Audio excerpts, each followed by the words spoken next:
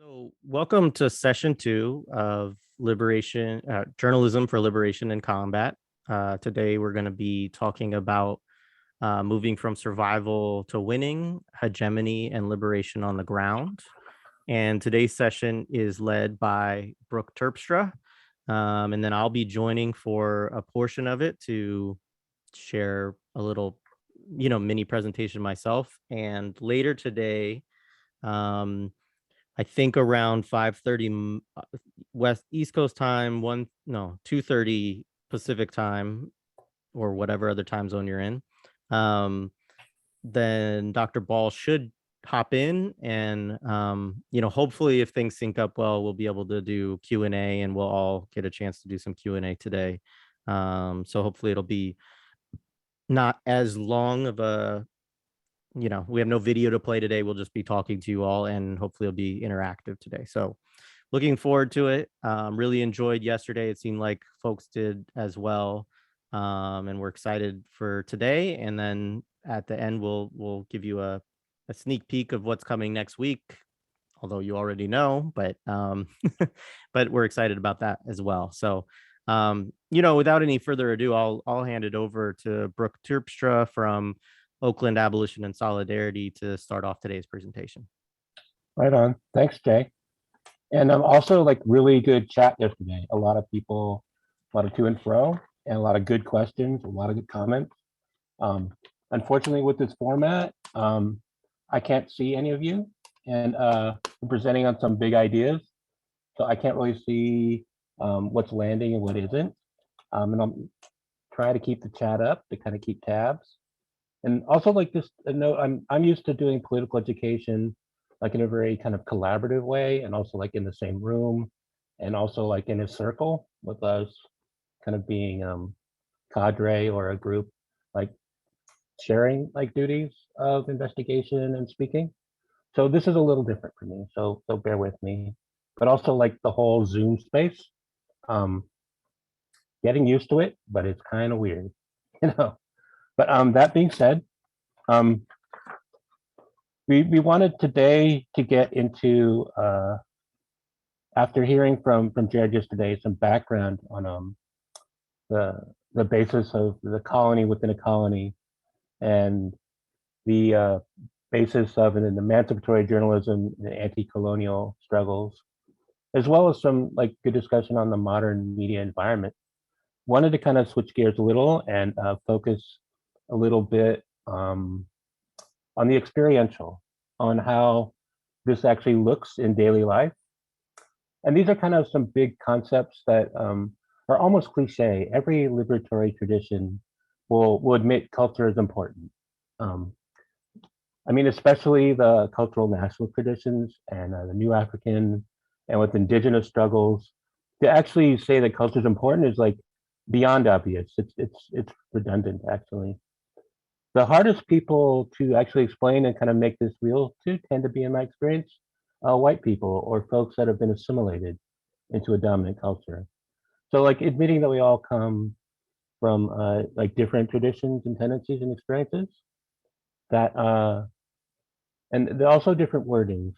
I mean, we mentioned it a little bit in the first thing. Some folks speak about cultures of resistance, and that's kind of a nominal like left like term, or nation building, or traditions and ways.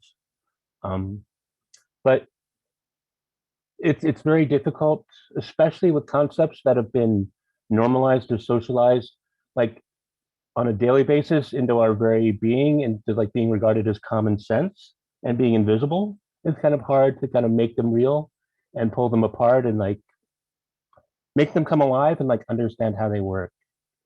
So how to do this? I thought I would just like mention a couple different ways in that first part of 3. The first part of the presentation basically talk about individual and kind of movement aspects of how culture works, and then emancipatory culture is essential. Definitely not an exhaustive list, but just kind of to touch upon some things that we brainstormed in, that we basically experience in daily life. We also wanted to speak and and like place journalism within a larger culture that like oftentimes people will try to phrase or conceive of issues like as a very bounded thing, as an issue politics. And we're not here like about immediate issue, but it basically is one piece of a much larger organic whole, you know. And in the second part, you know, after we kind of like talk about culture and these kind of experiential things, we'll be getting into like a case study. So like how to make these kind of big ideas real, just kind of walk through a real life example that was kind of within arm's reach, both for y'all in the audience, but also for Jay and I, that we actually went through and can offer some side-by-side comparisons and like real life experience on like how things unfolded, like within a media event. And then in the third part, we'll actually talk about, in reference to this media event, which will be the 2018 like national prison strike, what actually could have happened, and like the damage that was done by pig media or mainstream media influence, and also the mirror image of that, of the possibilities that could have been there and could have been pursued and really flowered if we had more of an emancipatory journalistic like ecosystem. But like so back to the beginning, like back to like culture. It's tough to define. And it's something like everyone feels that they know what it is, but it's hard to basically put down. So like how to make this kind of more real. So maybe a story. I like stories. But like I was 13 and I had been, you know, always kind of a lover of books and been reading. And when I was 13, I was basically coming into like political consciousness. It was the age of Reagan, and you know the world had seemed, you know, not only was like coming into myself as like an individual and a political individual, but the world had seemed to have gone insane. That it was completely skewed and hostile and violent, and that the word culture was bandied about quite a bit because there was essentially a tidal shift. Now I realize there was a tidal shift like underway, like underneath our feet and in our faces, like every day. So I asked my dad, so like, what is culture? You know, very curious, like this term was being turned around, and it's like I knew I'd like maybe it's newspapers, maybe it's books, but there's something more to it. Like, what is culture? And he stops, he takes a beat, and he says, it is how societies symbolically cope with the three fundamental life crises of existence: birth, marriage, and death.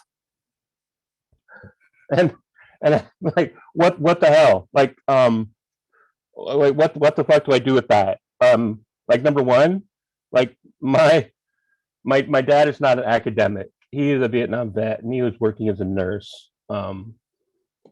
And basically everyone in school told him to become a ditch digger because of his like learning disability. So like where the fuck did that come from, Dad? And then number two, like I'm 13, man. Like I'm 13. Like what does that mean? Like it took me like 30 years to come back to it. Like now I realize like some of what that means, and there's definite truths in that, but it took me a while. So thanks, but no thanks, Dad. But perhaps like giving us a more concrete aspects of culture. I'd like to bring a couple quotes. And first is Huey P. Newton, his definition of power. And here's like quote: "For us, the true definition of power is not in terms of how many people you can control. To us, power is, first of all, the ability to define phenomena, and secondly, the ability to make these phenomena act in a desired manner." The second quote, I mean, the first speaks very much like the ability to define phenomena, the grasp on the world, the view on the world. And what's the cliche that journalism is the first draft of history? You know, and then culture is, in one aspect, our map of the world, of our relations between each other. It's how we map our place within even creation in a cosmological sense. But also, let's go to a second quote. It's more about struggle. It's from Emil Cabral. There's a National Liberation and Culture essay, which was in the readings. In fact, to take up arms to dominate a people is, above all, to take up arms to destroy or at least to neutralize, to paralyze its cultural life. For with a strong indigenous cultural life, foreign domination cannot be sure of its perpetuation.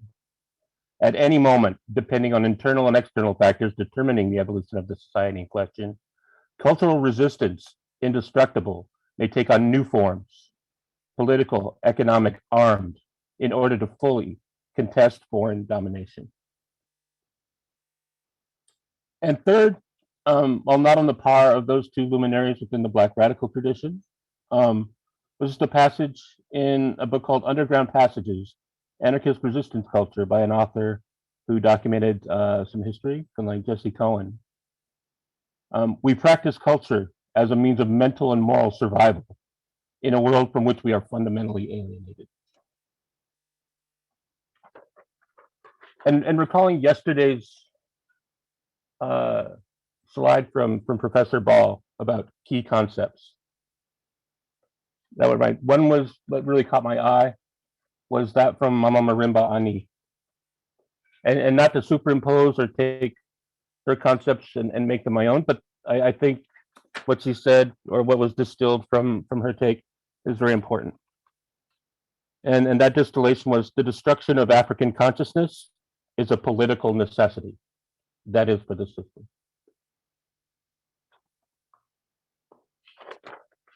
And essentially, we can talk a little bit about survival. So like how, and I think it's no accident that even within the UN's definition of genocide, they include the destruction of culture. And in fact, once you uproot and supplant or superimpose a foreign view of like one's own existence and sense of self and history, once you cut them off from their ancestors and traditions and ways, and from that organic form of social relation and order, and especially superimpose a European or colonial like half culture, death culture, it's almost as though extermination, the physical killing of a population or people is almost unnecessary. Like what you have and what you are and what you pose as a threat, as independent from an assimilative, destructive like machine is no longer there. That you become the perfect governable subject, a blank slate with which to like basically carry out the mandate of the system. So in the first kind of these like four different little ways that these kind of show up, that like on the ground, like culturally, but you know, especially to focus a little bit back on like journalism, culture refers to quite a bit. Ritual, like the forms of daily life, like relating to each other. Everything basically is culture, if you take the expansive view, not just the symbolic. But in terms of knowledge and sense of place, all social relations, and even sense of possibilities, emancipatory journalism and larger than emancipatory culture is a survival program, like in the immediate. In the face of this hostile system that's pushing assimilation and dependent upon assimilation and controlling knowledge and controlling that sense of place, controlling the template for all social relation, and also controlling that sense of possibilities, they actually successfully can like set the horizon in terms of like what one aspires to or can even like want or do. So in order to like want or preserve anything different, the maintenance of one's culture, or even like the recreation or rediscovery for those of us, you know, coming from an assimilated position, from the wreckage basically of colonization. It's essential for wanting or actually like achieving a life worth living, period, or even like rescuing the biosphere at this point. And rescue is a bit of a word, like stop killing the biosphere. It's more accurate. Secondly, was more about movements, and something that's become more and more apparent with, as I put on more years, was that movements and struggles are protracted. It doesn't happen on your own personal, timeline. There's no guarantees of, a happy ending within, before you die. This is something that happens on its own scale. But as such, as a protracted struggle, they demand experimentation, critique and self-critique, reevaluations, spaces for internal discussion, as well as like organs and means to like reach outwards and grow the movements. And this absolutely demands that we have our own independent platforms and spaces and practices and norms, and channels of information. And essentially, like, again, to kind of reiterate, like rephrase what's been said before, to be encapsulated and dependent upon the mainstream media or hegemonic culture is essentially to rely on an enemy as a partner. And that on its face is a losing proposition. We have to define phenomenon ourselves, not only to basically exercise power, but to survive, but also to develop and fight. Without this, essentially try to picture any successful movement, in history or like revolutionary process underway, now, without, these organs or this practice or this culture. And you can't. There hasn't been one, and there won't be one without it. So number three, similar to kind of a different aspect of the survival aspect, is another thing I personally witnessed, I'm sure you all have over the years. Sometimes it's labeled now burnout, and there's a lot of conversations about burnout. But this is kind of a smaller scale label for something like much bigger, I think. Or it's like one version. Burnout overlaps with attrition, the Venn diagram. Like some burnout's attrition, but it's basically attrition from living a life under occupation, which is essentially what we are. We are in a state of like of warfare, within the United States. We live under a pretty brutal and unforgiving and inhuman regime that essentially practices human sacrifice. And not only like kills and, not only in the material, but it takes minds, it takes hopes. It basically takes the few things, the only thing we really have is basically time, on this earth and life. And it basically flushes it down the toilet and puts it to the harness. So within this context, no matter how conscious or woke you might be, to live immersed in this dominant culture will grind you down.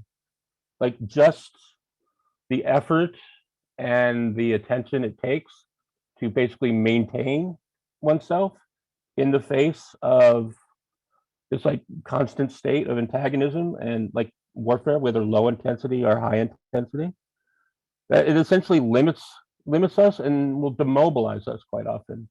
Any number of people just can't, they can't live their whole life on their own, like just like combating this forever.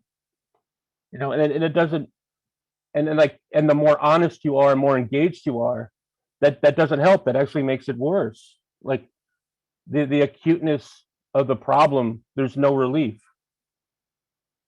So how does one deal with that? How does one sustain like over the years?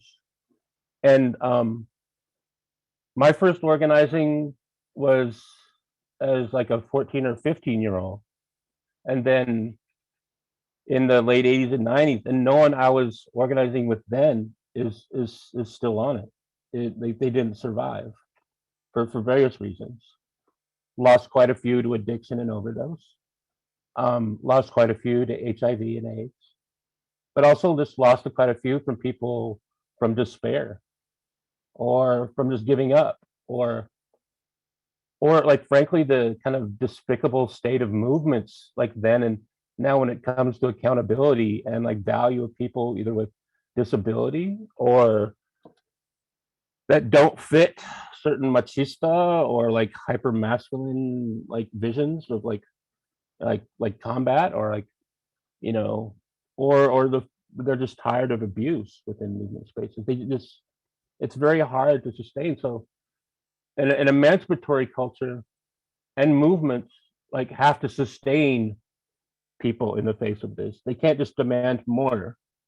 Like the ethic of martyrdom is no formula for winning or even for a life worth living in the interim.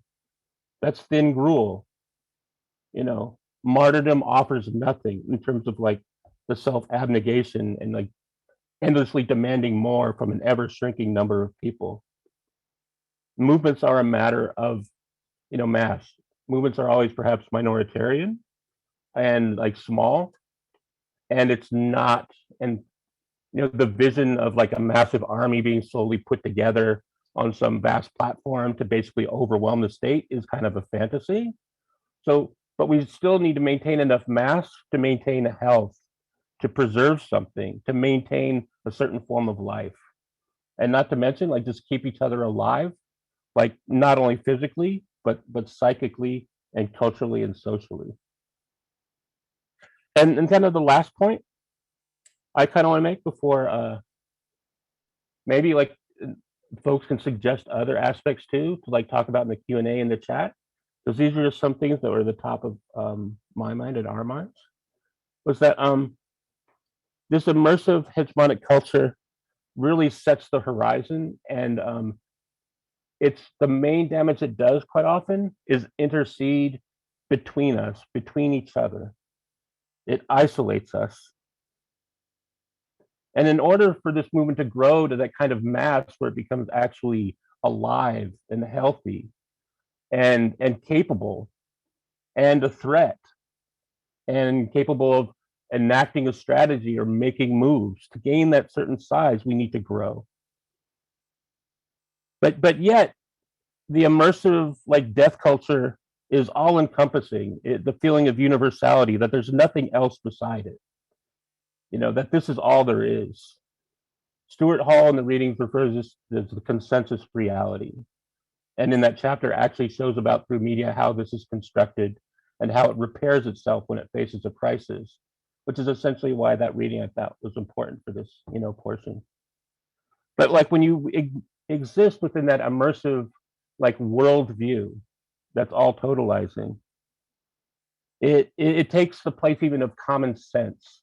It's like naturalized to that extent that there's nothing outside of it. And not only do we need this holistic way of being in culture just to exist, but we need to offer a bridge to people, because often when you bring political contradictions with folks, I think many of us who are politicized forget what it is like before we like came to consciousness, or like had the curtain pulled back, or whatever like allegory we use for this kind of revelation, that coming to consciousness brings. That like on the other side of it, basically to bring these contradictions, to bring this view, and also to bring essentially this legacy and history, is essentially asking people to leap from this immersive, complete worldview into an abyss, into an unknown. That there isn't an emancipatory culture or like parallel culture ready to receive them. There is no Quilombo. There is no like Maroon like colony. There is no underground parallel society ready to receive them, perhaps. So essentially they'll fight tooth and nail, logic, illogic, make all sorts of contortions just to escape like that conundrum, like that contradiction.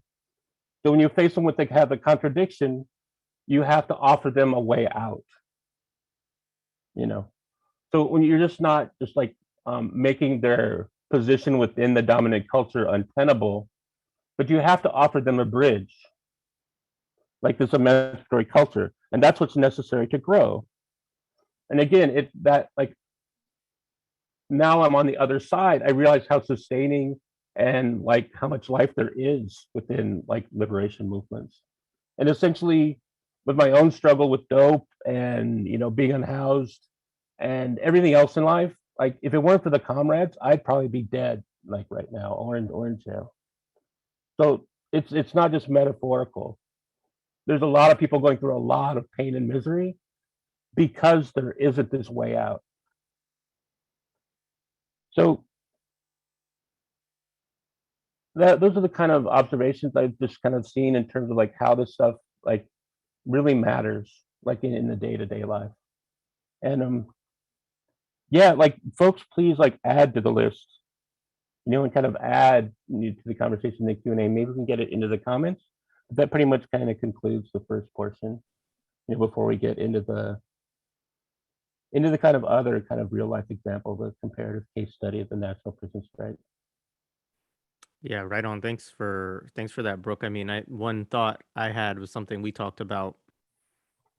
I guess it was a week, it was either earlier this week or last week when we were, checking in and we were kind of talking through some of this. And well, it was after Dr. Ball's presentation, I think, because that was after we recorded that on Wednesday. But that's not really important. The point was this discussion about the importance of culture, right? And about how the sort of, I mean, part of what we talked about was that whiteness itself, right, is a form of cultural counterinsurgency or counterinsurgency against culture, and that is what processes of assimilation are essentially, right? For those of us who become assimilated into the dominant culture, there's it's basically the completion of a kind of counterinsurgency or near completion of a counterinsurgency, right, into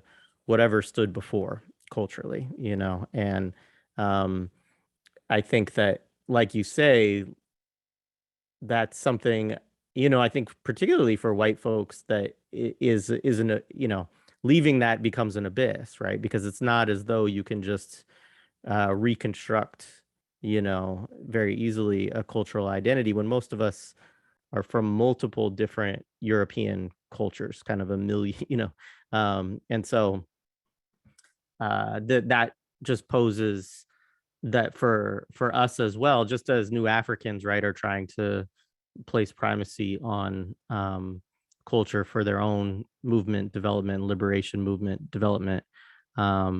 It's just as important, although it's slightly different process, I think, for white folks to figure out what does that look like for us. And so, yeah, the Costco receipt of European identities, exactly. So yeah, I that was something I've been thinking about myself since I kind of heard your notes and thoughts on this presentation. Yeah, anything else for folks coming up in the chat? Some great conversation going on. Yeah, and I don't want to get it into too much deeply here, but it's something I don't hear talked about nearly enough. Is essentially what you brought up with whiteness, and I don't want to derail this session into the discussion of the issues of white culturelessness or reconstruction, but like let's definitely like bookmark and put a pin in that it's a particular problem, and it's not one solely confronted by white folks, but oftentimes I'll speak to folks as though I feel I've been shipwrecked, and they don't get it, and it's like, well, because I'm left with no way to understand myself, or there's no coherent tradition or even way to deal with like these fundamental life crises of existence, as my dad kind of didactically put it, or even I have this question that'll never be answered because there's no one left to ask, and that like assimilation is obviously a complete fucking mistake, and my forebears that took the race bribe, this settler bribe, and I just want to ask them, like, why did you give up your language? And I'll never be able to like get an answer for that. But it's probably not that different than many diasporic peoples here in the United States are actually going through, and that it's a generational thing, and that there is this like heavily mythologized like American like exceptionalism and also like promise that that a lot of folks are really like buy into, in that like and then the giving up of language. Like I know friends with that are from Korea, and it's like their third generation kids, like they're embarrassed by the language. They like the middle generation like bilingual, and the original folks like of course were like born there. It's just like that generational attrition. But it's one thing to be basically like have your forebears sent to residential schools to have their culture like tortured out of them, like straight up counterinsurgent, like paramilitary, like cultural warfare on your indigenous population. My forebears did that voluntarily. Like, they self-mutilated on the basis of certain things. So like maybe that's a whole topic for another exploration. But I definitely don't see that being realistically addressed like anywhere else, except with like a couple personal conversations with like the handful of other like white folks struggling like with their position within struggle. So, well, maybe that'll be the next seminar. Right. Well, why don't we give folks like a 5-minute break, and then I will come back and do my presentation just to give folks a chance to stretch and get a drink of water, and then we'll continue it there. Does that sound good? All right. Let's go ahead and get started again. So I put these in slides. They're not really exciting slides. It's mostly just my notes. But I thought, since I'm probably going to be, if I don't have them, for one, I'll ramble and go on all kinds of tangents and we'll never get to the end of the story. But also I figured if I'm going to be reading and looking at something, it's helpful for you all to see what I'm looking at. So anyways, here it is. So Brooke and I, as we're planning this, we were thinking about how to draw emancipatory journalism and how to draw our critiques also of mainstream journalism out more. And the 2018 strike is a nice place to look at. One, because there was a ton of media written about it. There was an organizing strategy related to it. It's connected to a movement. So there's a lot of elements to kind of look at. And so basically we both agreed that we would do it. And so these, just to give people some context on the strike to start, for folks who don't know a ton about it, I'm not going to get into a lot of detail on the strike itself. But some important contextual points is that it was pulled together in about a 4 or 5 month period. So that's a very tight timeline to try to organize anything, let alone a strike that's going to happen on a national level in prisons where prisoners cannot easily like communicate with one another, right? 7 people had been killed at Lee Correctional Institute in South Carolina. It's the deadliest one-day, quote unquote, violent. I say that because obviously prisons are always violent and people are dying, and with COVID and just regular conditions in prisons, just the sort of quotidian or the normal day. But in terms of an outburst, right, of physical violence and a bunch of people dying from it in a single day in one facility, it was the deadliest day in a U.S. prison since 1993, Lucasville, which was a very significant prison uprising, which is worth its own investigation and discussion. So Jailhouse Lawyers Speak was the organization that crafted 10 demands. I hope everybody's familiar with it. If not, somebody can link it in the chat, but we'll have it at the end of the show too, or at the end of this presentation as a copy of it. But they did it through an in-depth coalitional process, developing what was a national prisoner-led platform aimed at beginning the process of dismantling the prison industrial complex, and doing so by addressing what they saw as the root causes of the violence and alienation and all of that was resulted in the incident at Lee. JLS pulled together a paper coalition, meaning organizations that offered written solidarity or pledged support of 130 organizations leading up to the strike. And I think by the strike was over, it was over 300 organizations, and it ranged all the way from like big nonprofits like Greenpeace to, small, anarchist or socialist groups with a few members. It was a huge coalition with a lot of diversity in politics, obviously. Which is just, I want to understate like what a remarkable feat that is to pull together. And I think it's a testament to how strong the demands were, how righteous their cause was, and, their organizing and the support of folks on the outside that helped them coordinate stuff. There was a decent amount of pre-work, even though it was put together on short timeline on a number of fronts. Our focus today is on the media team, which included Amani Sawari as an official spokesperson for JLS, Brooke, and some other folks from what was, from IWalk at the time, and myself as somebody that had written several articles about JLS over the years, and they asked me to be a part of it as well. For this purposes of this discussion, Brooke and I are mainly going to be looking at our own self-critiques and self-criticism around this, and our own reflections on the media coverage. We share these, Brooke and I think, share these concerns overall, but I put this presentation together, so it's my view. I'm not speaking on behalf of JLS here for sure, but we have shared our thoughts with them too.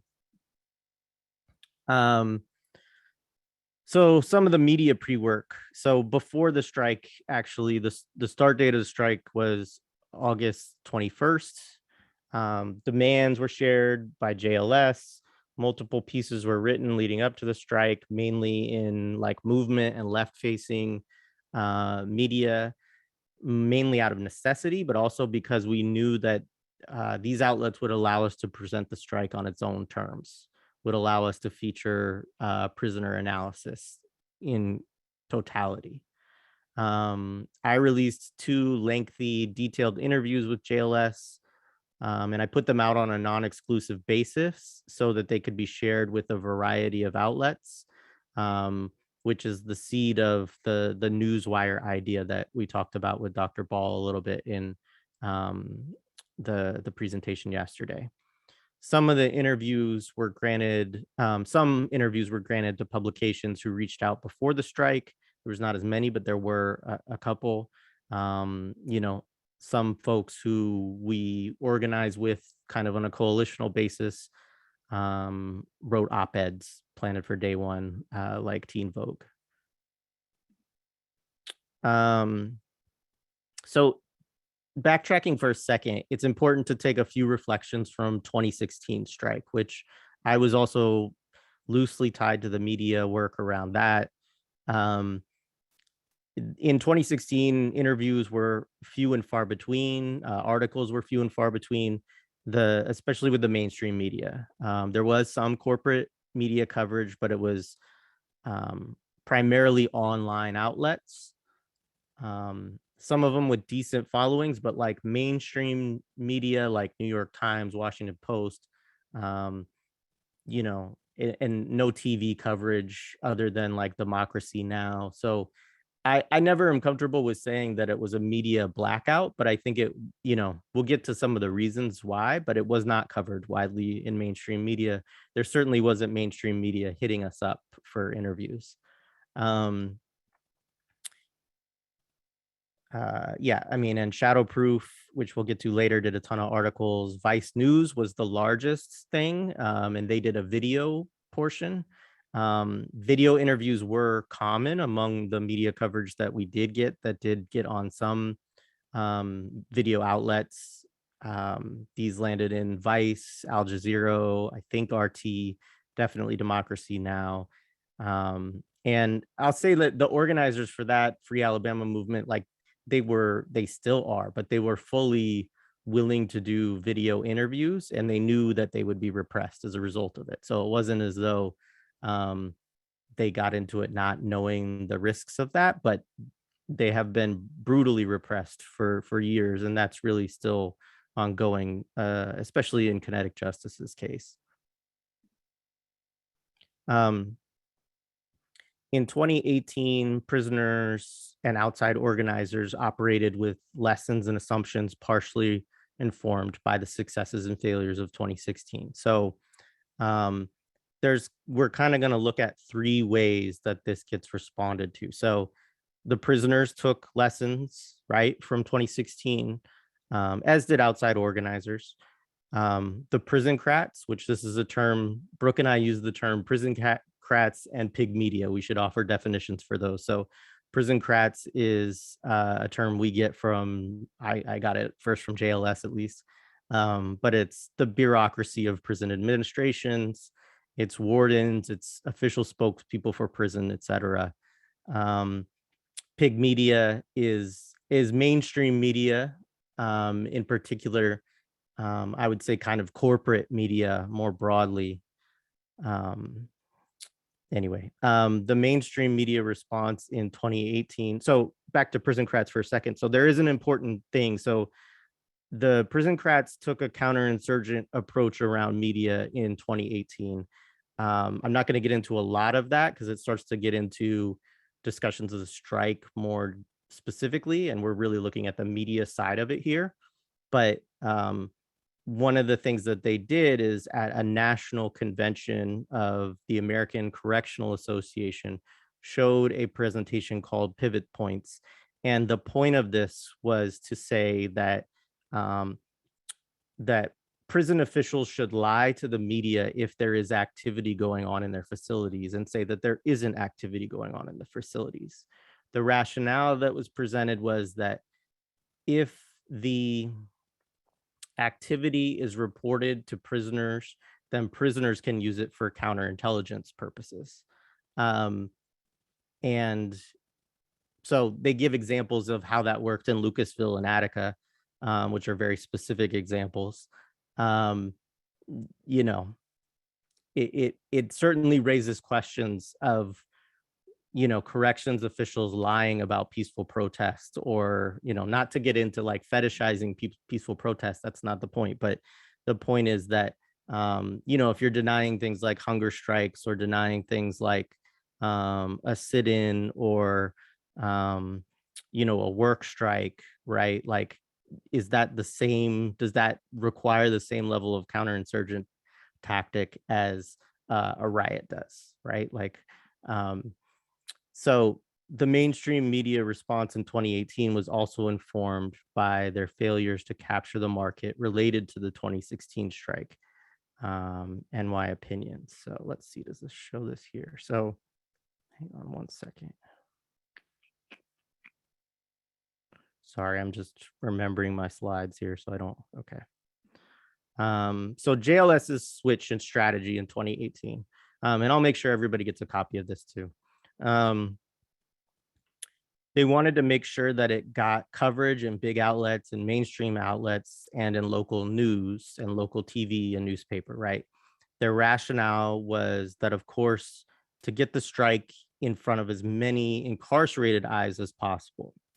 Incarcerated people are more likely, just like everybody else, to have access to mainstream news sources. So if it gets covered there, other prisons will know about it. They can get involved. They can decide to do something on their own facility, etc. Right? It was also that this would, you know, just spread the message and the agenda and the 10-point program far and wide. JLS granted interviews leading up to the strike, but few were granted during the strike to mitigate repression of JLS members. So the prison crats, I talked about this, but basically the National Convention, they basically put out a line that you're not going to you're going to deny any activity is going on if you are asked by the media. And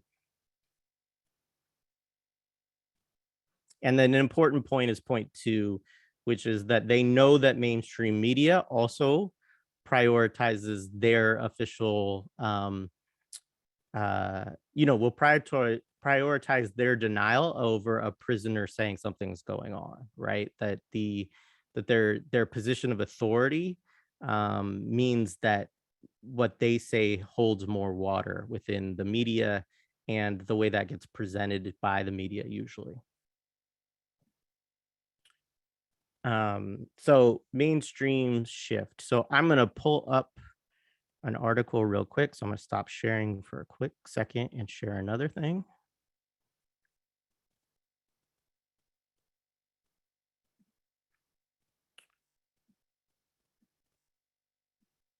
So this is probably the funniest part of the presentation today to me. So this was written at the end of the strike in 2016 by the New York Times public editor, a position which was eliminated not too long after she wrote this piece. But but I think it gives voice to a kind of a little bit of a crisis in mainstream media that is, so in a race for millennials, it's time to speed up. She starts off, I'm gonna skim through it and just share highlights of it, but she talks about watching Vice and seeing the report and how interesting it was. She talks about how the strike got coverage in the Marshall Project, which we'll get to a minute, and Intercept, but not much from mainstream news. She noted that the Times ran one Associated Press story, but didn't report at all themselves. Then because the public editor is basically the role which they have eliminated where people can send complaints to the New York Times. So she talks about several of the readers who were complaining to her that nobody was reporting about the strike. And so she took it to Mark Lacey, who was their national editor. And he said the story is difficult to tackle on a short timeline. I think that's somewhat of a point if you're doing deep investigative reporting on it. He said, because the reporters can't just go into prisons and see what's going on, right? And he says, and while prisoner advocacy groups maintain that there's a nationwide strike, it's an assertion that's hard to verify. That actually is kind of laughable because in 2016 especially, like, there were major uprisings and huge shutdowns of prison. There was a lot going on with that strike that was much easier to verify and was verified by a lot of news outlets. So that point is a little bit ridiculous. But then he says that he'd assigned 2 reporters to it dedicated to the story to be producing a deep look at the subject in the coming weeks, which is just not true. I mean, maybe they did, but no story ever came out from the New York Times with any kind of deep investigation.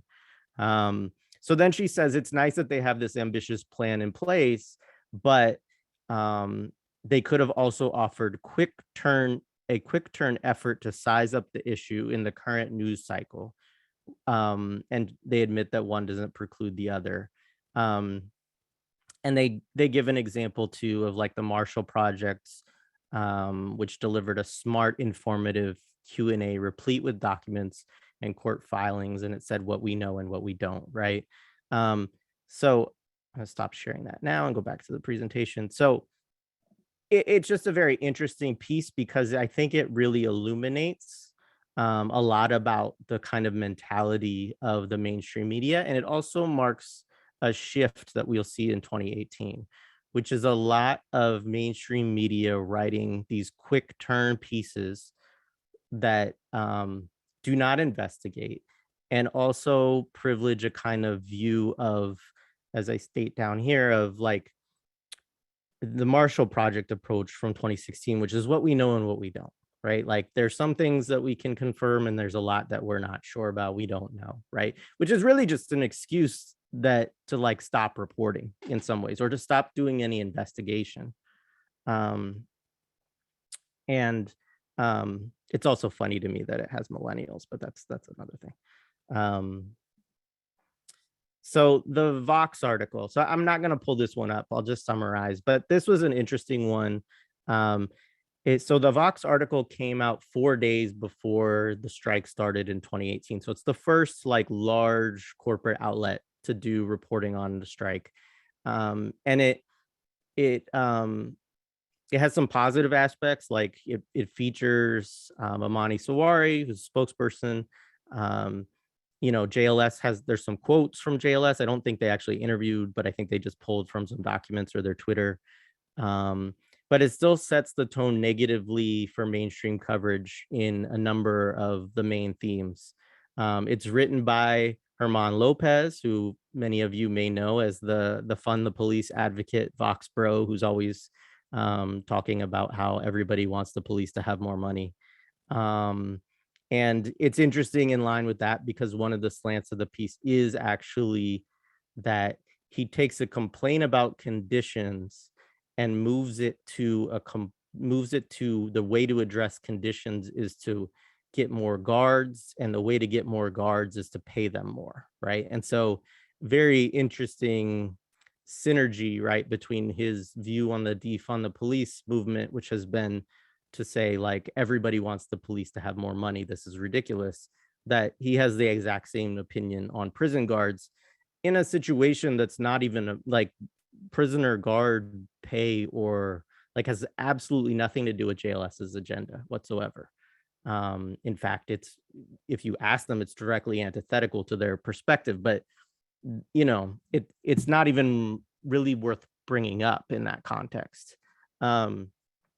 And also, in like the first couple paragraphs, before even discussing anything about the demands or JLS, he brings up the California firefighters, which this is a theme that comes up so constantly related to prisons, is that anytime something related to prison labor comes up, people want to talk about the California firefighters. And there's this viral, I don't want to get deeply into the political discussion of this, but just to say that like there's a way that mainstream media finds what they think will make the story viral, or the content that they think that basically they're crafting articles. It's clickbait is basically the terminology, right? So the Vox piece, so yeah, I'll move through this quickly, but one key point is, although it links to JLS's Twitter, which is good, it's better than a lot of the articles, it summarizes the demands essentially down to wages and conditions. And this is interpreting for readers, what do you need to know, right? And like I said, pivots to hiring more guards and guard pay, which has nothing to do with their agenda, which is better counterinsurgency, better policing. And then it filters prison slavery through common tropes and mainstream misreadings of it. It brings up things like Victoria's Secret and Starbucks, which is Victoria's Secret and Starbucks have not used prison labor in like a decade, probably. And a notion that that prison slavery is solely a conversation around prisoner wage levels, right? It's mitigating, it's taking a demand and a conversation about the social condition of prisoners of a whole and turning it into something that's legible to a liberal labor argument. And I want to stress, like, wages are important to prisoners. They would love to have more money for the work that they do. But a bigger problem is the slave relationship that prisoners are in, right? Is the condition. And the 10 demands is what comprehensively addresses that, not one individual demand pulled out. So day one, it was a Tuesday. It was a trending topic in the United States. I looked it up. It was 15th for the whole day, which means at different points it was much higher. Recently on a forum on the East is a podcast, Sina Rahmani said that the New York Times looks like Twitter the day before, right? And so like the fact that it was a trending topic made anybody who was not already writing stories on it feel like they needed to write a story so that they didn't miss out. I largely credit JLS to getting it to the place where it could be a trending topic like that. You know, their coalitional work. So more on day one, pieces that drop these days. You know, Intercept, Teen Vogues, those two, as well as Shadowproof, which dropped the day before. All those we were working with them beforehand. There was pre-work put into them, etc.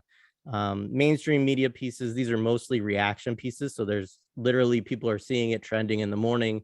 Somebody's yelling at an editor's yelling at somebody to get something out before the end of the day.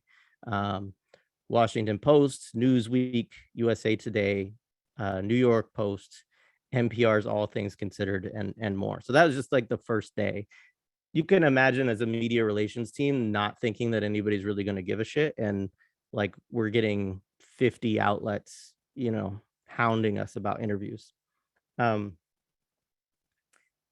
I want to shift to kind of this discussion a little bit of how it goes from the different forms of counterinsurgency that you see in the media. So second day of the strike, Marshall Project, which is about prison reform ostensibly, published a piece of I said the other thing was gonna be the funniest part. This might be the funniest part. A former warden's view on prison strikes. An inmate is there as punishment, not for punishment. Obviously, by that subheader, this is supposed to be a really great liberal warden. So, you know, the pivot, right? Like, who gives a shit what a warden thinks about a prison strike, right? But this becomes their initial take. 3 days later, they publish another piece. What's really happening with the national prison strike? Action is limited so far, but organizers are cheering the media attention. So these are additional themes that then come up in the coverage. So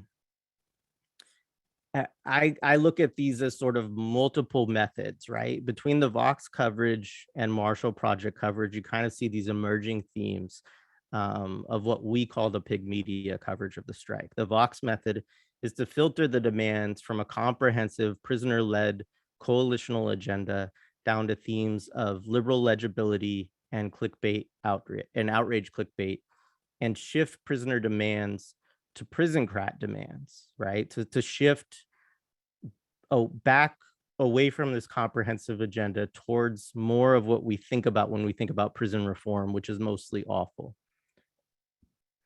The Marshall Project method filters the strike through two things, basically, in these two different articles. One, is this really going on, or is it just a viral hoax? Or conversely, like another form of that, which we see otherwise, is look at these crafty outside organizers or outside agitators getting all this mainstream media coverage.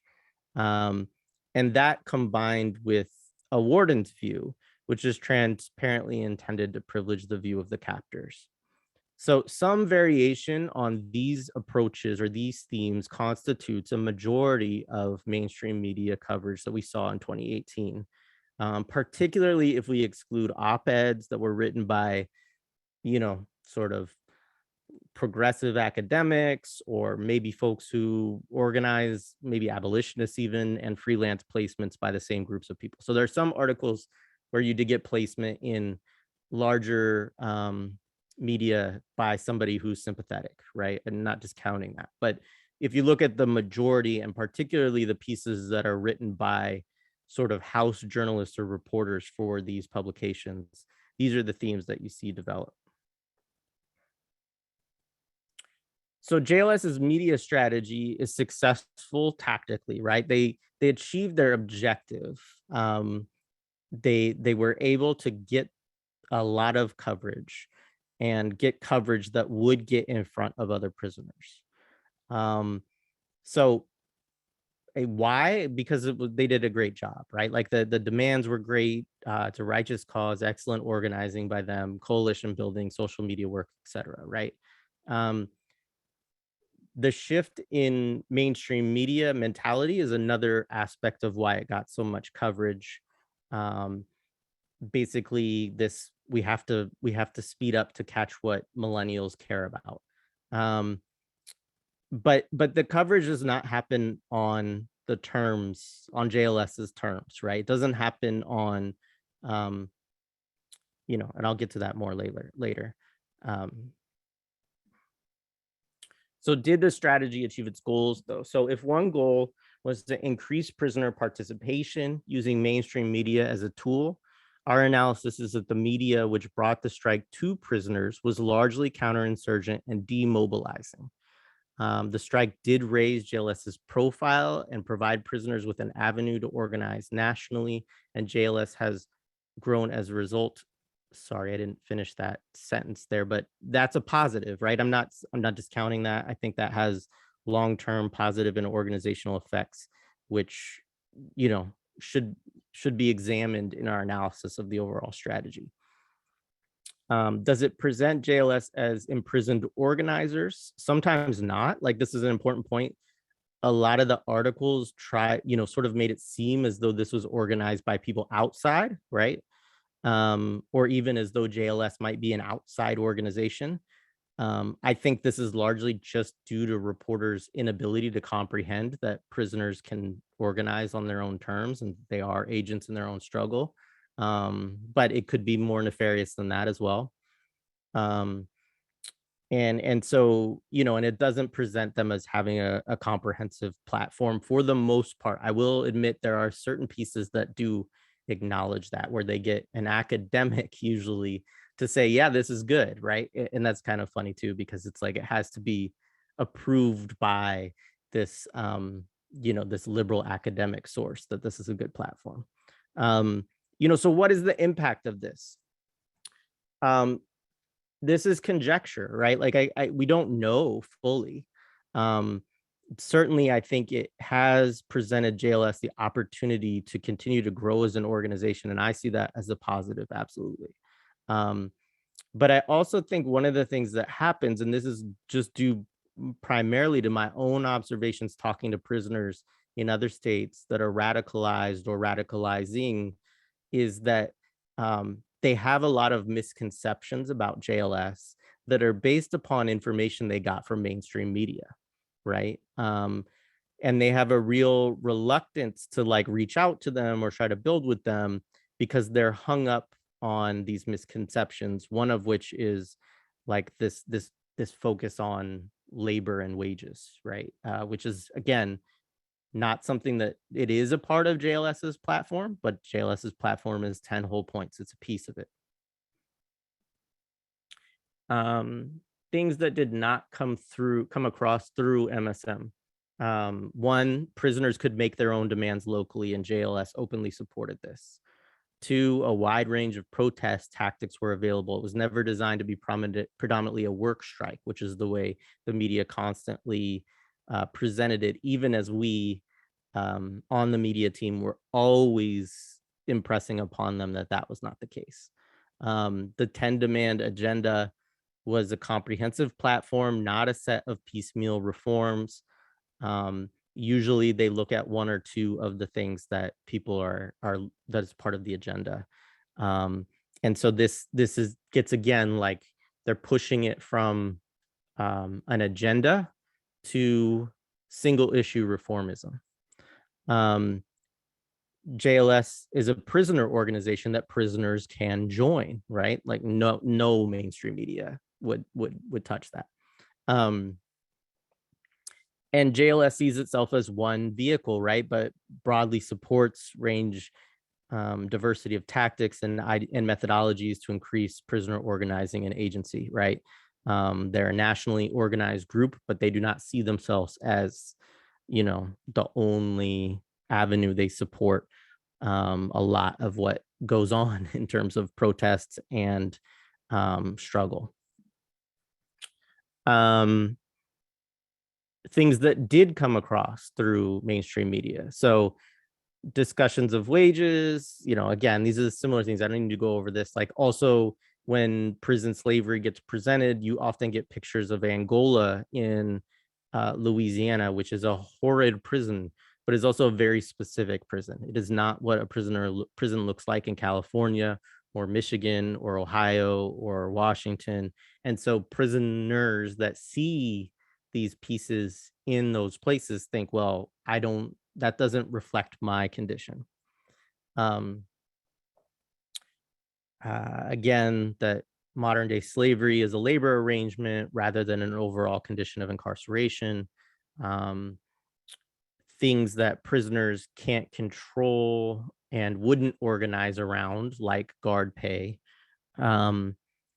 That the strike is led or organized by outside agitators, and that there wasn't much action going on, questions of whether the strike was occurring at all, right? And I think this is important because if you read this as a prisoner, and that's all conjecture by them, like they don't know, they admit that they don't know, right? Because they're not in prisons, they don't have access to them, right?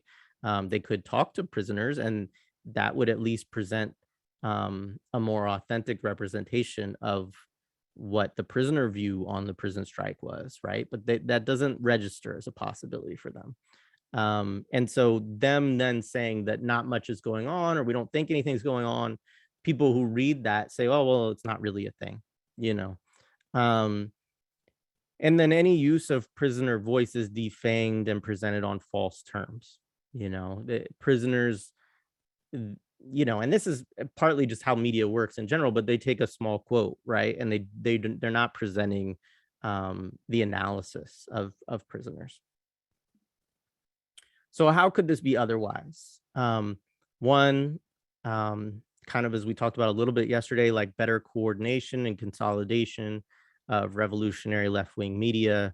There's been a growth in the amount of this since 2018 for sure, but we need more coordination and coalition, developments of more autonomous infrastructure to support emancipatory media projects.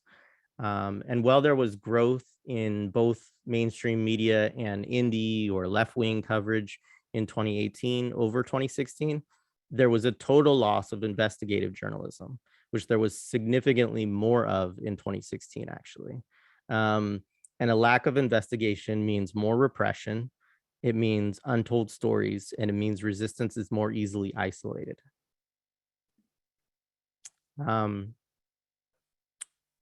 So today's focus is mainly on mainstream media. I don't want to discount the left and Indian media didn't show up. They did show up. There was a decent amount of coverage. A lot of it was very good coverage, but it also tended to be focused on, again, like, an individual piece about the strike, explaining what's going on, maybe looking at one or two demands. It's better. It features more prisoners. It's, it's just qualitatively better, closer to emancipatory journalism, but there were gaps.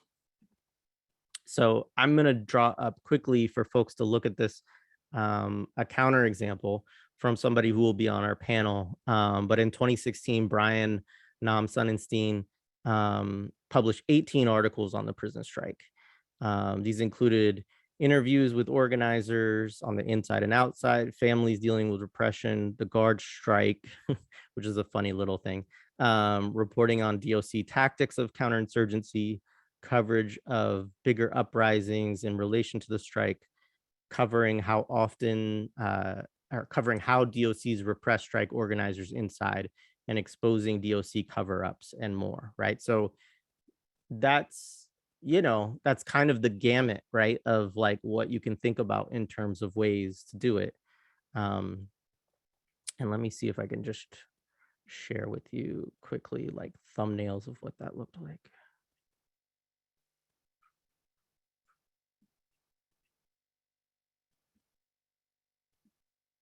And I'm getting close to the end. I know I've been talking a while. All right, so, oh man, it went to the wrong page. I'm not gonna go through all that. Anyway, it's there. It starts on page 39 of prison protests on shadowproof.com. So you can look at that coverage. It is excellent. All right. So what does a more emancipatory approach foster? It's an organizing tool, right? Beyond, quote, raising awareness or worse, it helps people understand the struggle in concrete terms, ways that they can plug in and support.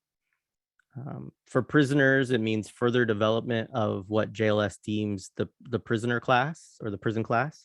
It recognizes the agency of, and in this case, it recognizes the agency of the prisoners and the role of inside-outside collaboration.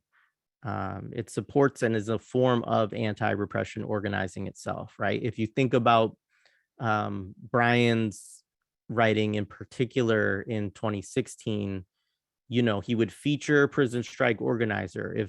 If prison strike organizer faces repression, he writes multiple articles to tell about that repression, right? And to connect to like what organizations are fighting back against it, right? And so that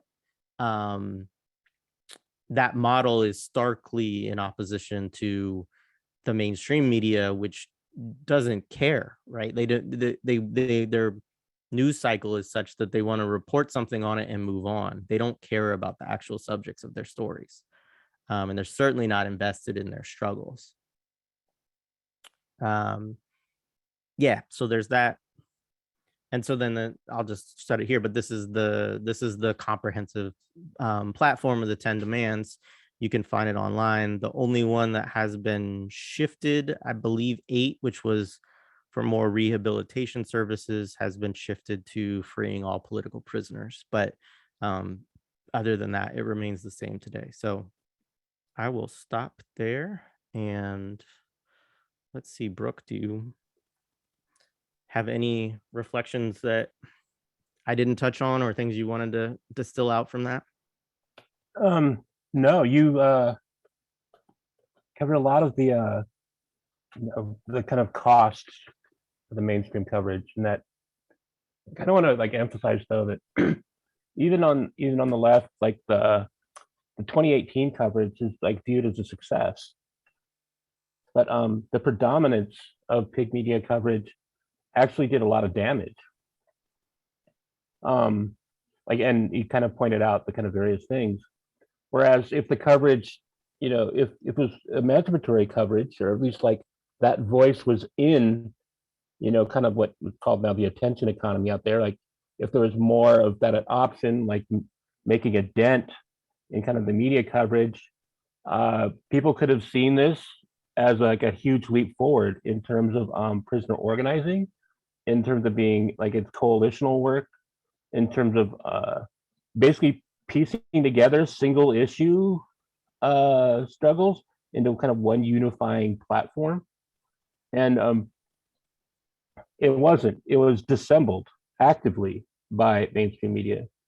You know, and we haven't even really touched upon it a little, but when we were preparing for 2018, it was immediately apparent to us, having been through 2016, and you know, half our crew is people that have been locked up or have family inside, that like anti-repression work was going to be the major task, and to eventually start building a network to help push back on like the repression we knew was coming, you know, and the mainstream media set, not only is their news cycle such immediate and the quick turnaround of all importance, and plus their point of view doesn't even allow them to regard people who are locked up or basically under domination. Basically, they prioritize hegemonic actors as sources.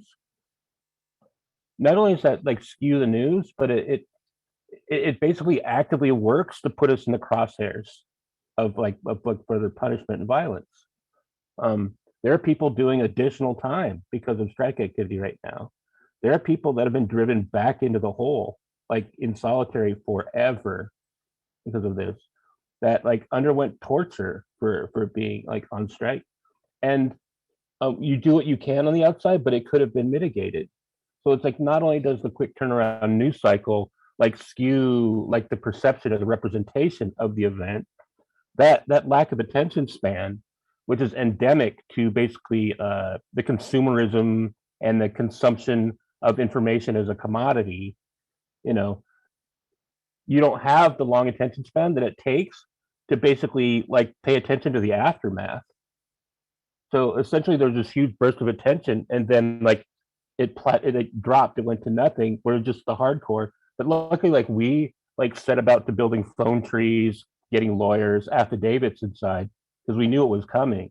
So basically, on the individual cases, we could at least, you know, um, let the wardens and the guards know like you can't do this in darkness. That like there's going to be some pushback, but mainstream media will never be an instrument to help guard us against state violence. You know, and if I didn't know it before, the 2018 strike definitely like pushed that through. But I kind of want to expand on the whole notion of like legibility, and Stuart Hall like gets into this really well in the two readings we kind of put out there, and the readings don't have immediate linkage necessarily to the material today. They're more oriented towards a general understanding of kind of the media ecosystem and how like the social production of news works.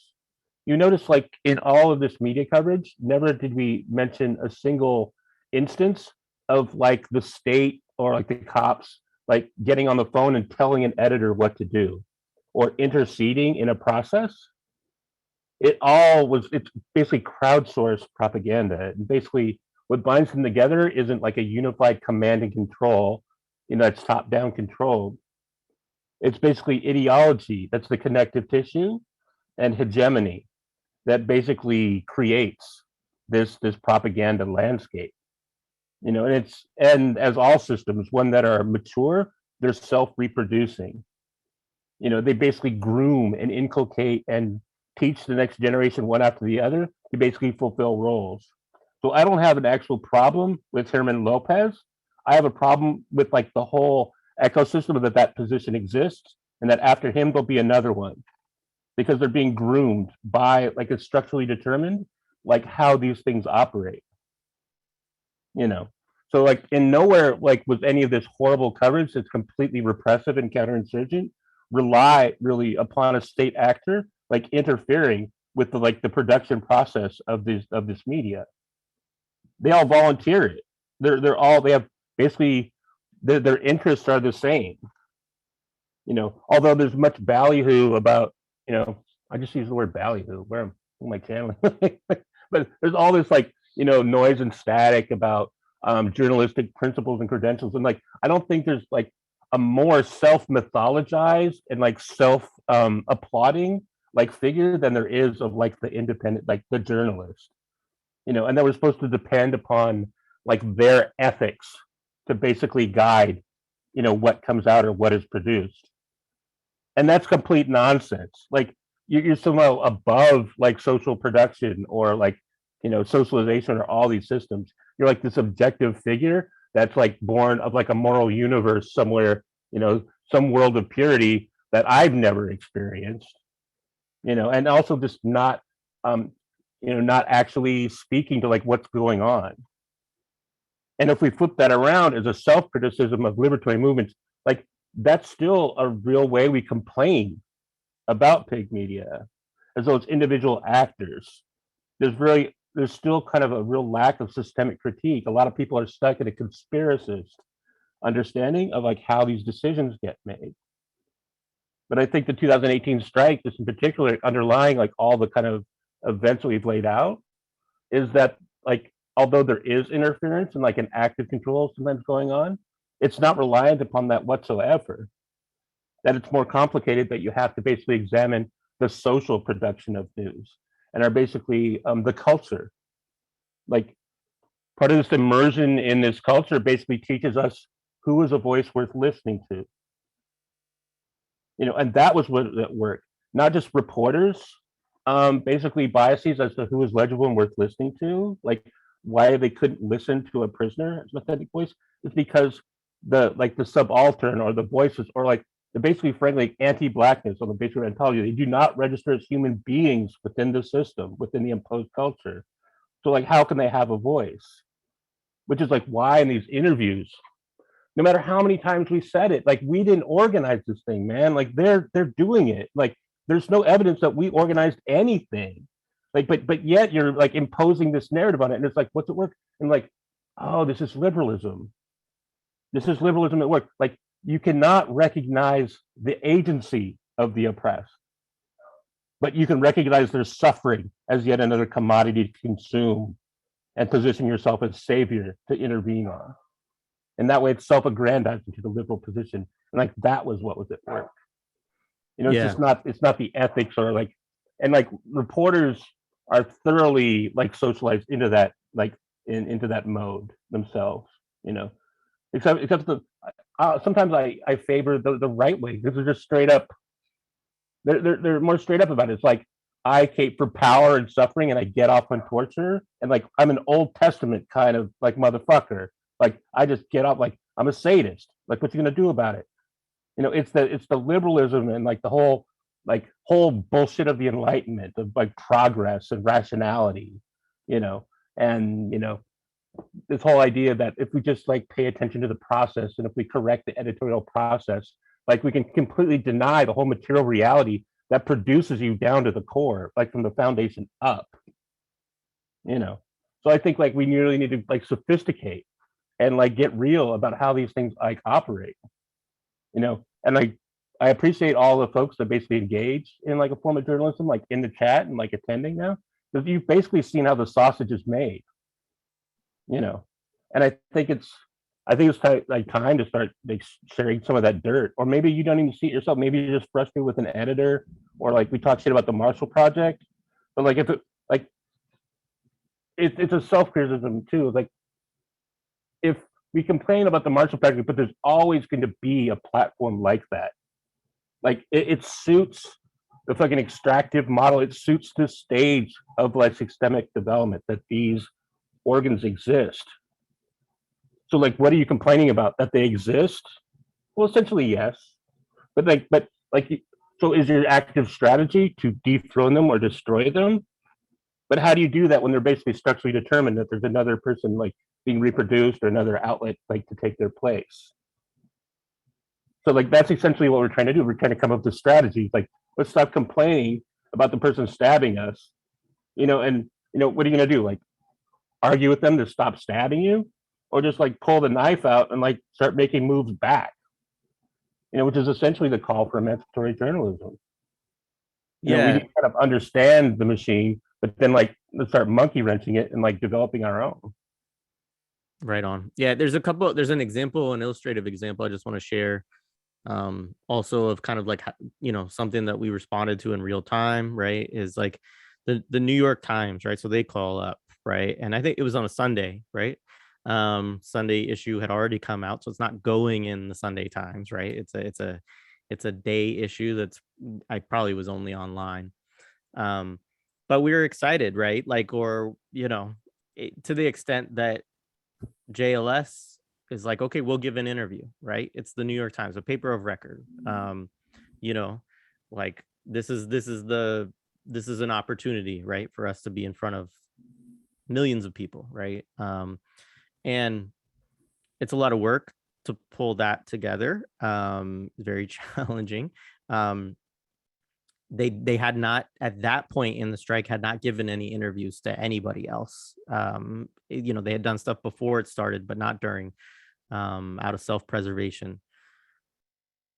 So they New York Times is trying to pull this article together in like 3 hours, something like that, right? So I do an interview with them, get them a member of JLS to talk to them. The guy calls me back. He says, well, that guy was incredibly compelling. That was amazing. He's like, I can't print one word of it. And I was like, well, like what? And he said, well, he wouldn't give me his name. And so, And I was like, well, wait a minute. I was like, I can call some people. I was like, we could probably figure out a different way for you to verify that he is who says he is. He was like, well, he's like, you can try. He's like, but I just sent it to print, and he's like, I'm not gonna. So basically, right, like, don't care, right? Don't care about the work that we have to, like, this is this guy's job, right? To crank out an article in 3 hours. He has an editorial guideline that says that he cannot, grant anonymity without approval of his editor. That's going to have to go with him, like, telling who his source is, etc. Right? Like, so it doesn't have, the New York Times has no, nothing. We'll never know what that interview was, right? We'll never know what was said. So, we responded, obviously we're pissed. We also understand it in terms of like their own like journalistic mandate and process and how that they're going to function around this. It's absurd because at the same time, they're printing unnamed sources of stuff that's going on in the White House every day related to the Trump agenda, right? Oh yeah, all the time. You Hold know, on. If you're like, calling from City Hall or from the cop shop, they'll bend over backwards. Like, and that's what Hall defines, because you're a primary definer. Like within the hierarchy of legitimacy, that's like part of the culture that's like drilled into you. That's like how the system reproduces. Like that is what you're enacting. So of course it is. And it's Like the fascinating. upside of the New York Times thing though is like after that, like that moment is like, okay, we're never going to get shit from the New York Times, and we're on top of like a hot property, like people want to get like cover the print site. This is an opportunity to tell the New York Times to go fuck themselves. Yeah. Which is like what we told them. Then it's like so many times for an organizer though. This will be shout out to people that organize, like in the chat. Like everyone who's done that, like trying to get media coverage is so like hard. It's so hard, especially like if you cover prisons. Like no one wants to cover it. It's just like too raw. It says too much about this system. Like political prisoners, maybe in a blue moon. Actual prisoners, like only as an object of suffering or brutality. Like only if it's like fodder for like the white gaze for like the sadist weirdo shit. But like one top of something that was hot and like was wanted, like organizers know that like essentially doing media work is just like fundraising. It's a very elaborate form of begging. But then to be on top of something hot that they wanted to get at you, like when you're actually one of the few times in your life, like we experienced here with Moms for Housing, it's like, oh, suddenly the press conference makes sense. It's just not us talking to us. Like there's an actually way of handling multiple media inquiries efficiently all at the same time. And now that we realize that we're not going to get anything of value out of the New York Times, we can just like not respond to the New York Times and like tell you to go fuck yourself. Which is like, you got to enjoy it when it happens, because it's only going to happen a couple times, in your life. That. Yeah. And then we did also adapt strategy around this, right? So like then we did end up setting up a press conference with a spokesperson from JLS, right? Where we set up a conference call and we got journalists that I would classify as folks trying to do emancipatory work, at least, right? And figured it out, like had them check with their publications on what their anonymous, source piece was going to be. We had another activist on the line that could verify he was who he said he was, etc. Right. And so we figured out a way, right, to create a protective structure for the source and get one interview that could then spout, 4 or 5 different articles. Right. And so again, like just thinking about strategies and tactics around this stuff, like there are ways that we can confront issues like that differently. But it does mean that we can't work with the New York Times and the Washington Post because we're not going to be able to agree to terms with that. They're not going to see us as somebody that they need to agree with terms with, and it wouldn't be worth it anyways, right? All right. Well, let's take another let's just do like a 3-minute break. We'll come back at 45 after, and I'm going to invite Dr. Ball up here, and then we can all kind of take some questions. Hey. Yes, please. And please call me Jared. All right. It's just, I feel like I'm talking to myself. It's like, I don't, my son's name is Jared too, and I call him by his middle But name to oh, avoid that, you know. So. JB is good too. Yeah. We can come up jab. We can come up Yeah. with something else. All right. I'll stop. Right, Jahard Al Ibn Ball. Emma is hilarious. All right. Well, thank you. Yeah, what's up, Erica? I'm live. I'm here. Well, thank you, Jared, for rejoining us today. Really happy to have you back in person this time. Folks really, I think it really enjoyed the presentation yesterday. We got a lot of good feedback. So definitely wanted to give an opportunity for folks to get some Q&A time with you. And then also, you know, Brooke and I are here too. So if you have questions about today's presentation, we can do them as well. So I'll pull up the questions from yesterday to start. So we had one, and Can I just say real quick? I just want to say thanks to you all for that accommodation, and I just wanted to just say again that the only reason I wasn't here was we were at an event tributing another fallen emancipatory journalist, Nuskia Muhammad. So anyway, that's the only reason why I wouldn't have been able to be here yesterday. So yeah, well, anyway. We totally understood, and we were glad that we could make it work so that folks could still, we could have the best of both worlds, right? Right on. So yeah, so let's just start with Alejandro's question from yesterday. So I think you have a copy of it too, Dr. Bob. I'll read it out to folks. Actually, I'll share my screen so folks can see what we're looking at. So the question is, we need emancipatory journalism more than ever. That is politically organized production of journalism and media that encourages further and increased engagement and support that political organization. Not sure if this is really a question, but in the last few years, there has been a mass of newsroom unionizations. Really curious to hear Dr. Ball's thoughts on this movement, and if there are ways in which more political education can be incorporated into these movements, meaning I'm assuming the unionization of these newsrooms. Yeah, so I did see that, and I thought about it, and was, you know, but my quick response is that that all of this is occurring. I wrote, look what I write here. That these journalists are just trying to get back to a point where there is some protection in a shrinking environment, but will be in no better position than before to aid any of the movements we need to develop. And then they're still going to be dominated by ad revenue.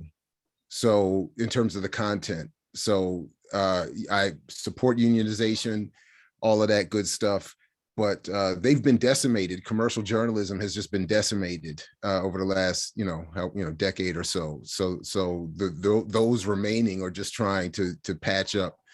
And it's good to see this wave of unionization. But again, in terms of the work we need, it's at best going to go back to the way it was before, when they had even more journalists and even more money to work with, and still were of almost no use to the kind of work we need to do. So I don't know about political education. I don't think even the most radical journalists cannot work in commercial media and do the kind of work we need done. So it just does. It's not an issue of education. It's an issue of power, and ad revenue has all the power. Yeah. And like the structural pieces, right, around like the AP style guide and like how you have to source things, and like, this needing to balance the prisoner's view with the warden view, and all of this kind of shit. And I have to still meet, it will be so the journalist telling you that they can't include your interview because they have to meet deadline will be in a union. So that's good, I guess, whatever, but they still won't be able to publish the article. Right. So from Janani J, could we get some specific reading recommendations from Jared Ball regarding Greg Tate, John Downing, and Charles Husband. So I came ready for that, and I'll just copy and paste the full for each of those. So Downing and Husband co-wrote a book together in 2005, and Greg Tate. So I put them in the chat. Although wait a minute, I don't think I sent it to everybody. Hold on, to everyone. Hold on. So yeah, so Greg Tate, the late great Greg Tate. I think, I'm sure it exists, right? That there's an anthology of all of his work somewhere. There has to be, right? So I need to find that and get that and read that. I would encourage that of everybody, especially as it pertains to hip hop history. And that's sort of what the point where this book was, that reference was a collection of essays he and others wrote about hip hop and everything but the burden. And then Downing and Husband wrote representing race, racism, ethnicities, and media. So the early 2000s work is what I was referencing there. Great. And then we'll get Noah's question. So Noah, also, if there's more than, I see one question, but the question says I had some questions about the reading. So if you have more than this one, just throw them in that Q&A again. I might have accidentally cut some of this off when I copied and pasted. But the question was, what chance is there for spatial or territorial identification under the spatially disruptive strategies of the state, gentrification, for instance? What methods does a colonizer have for rediscovering anti-colonial identity? And yeah, I mean, to the latter, I said to you, Jared, in email, like, you know, Brooke and I might try to wrestle with that, but no good, because I don't know. Yeah. I've been thinking about that all night or whenever since you sent me the question. I have no good answer. I honestly have no good answer. Now, did I understand? Was it? I wasn't sure. Was it? Did the question mean to read the way colonizers can find anti-colonial work in terms of, like, is that a question about their ability to surveil threatening movements? Because when I read it that way, you know, I just thought just quickly again of, like, you know, I'm using it again, Yasha Levine's work in you know, Surveillance Valley, and just the general idea that the increased tech increases their ability to monitor us, and they're always going to be looking and finding any kind of threatening. So I mean, that was one of the reasons why once upon a time I used to love the idea of a mixtape, an analog mixtape hard copy being an alternative conveyance to avoid some of the surveillance. I don't know if that's even possible anymore. I don't know what, you know, so we would have to just get more in tune with, and then you guys could definitely jump in, but with, like, the hacking and the encrypted communication, that kind of stuff. We just have to get better at using that. But that's the only thing I could come up with in thinking about that question. Well, I'd like to respond a little because I touched on it a little in, I think in the first session in the Q&A. I think No Here's in the chat explaining, like, he's not actually speaking about colonizer, like, surveillance, but more like in terms of, like, white defectors' ability to basically defect, to basically, like, opt out, you know. Oh, okay.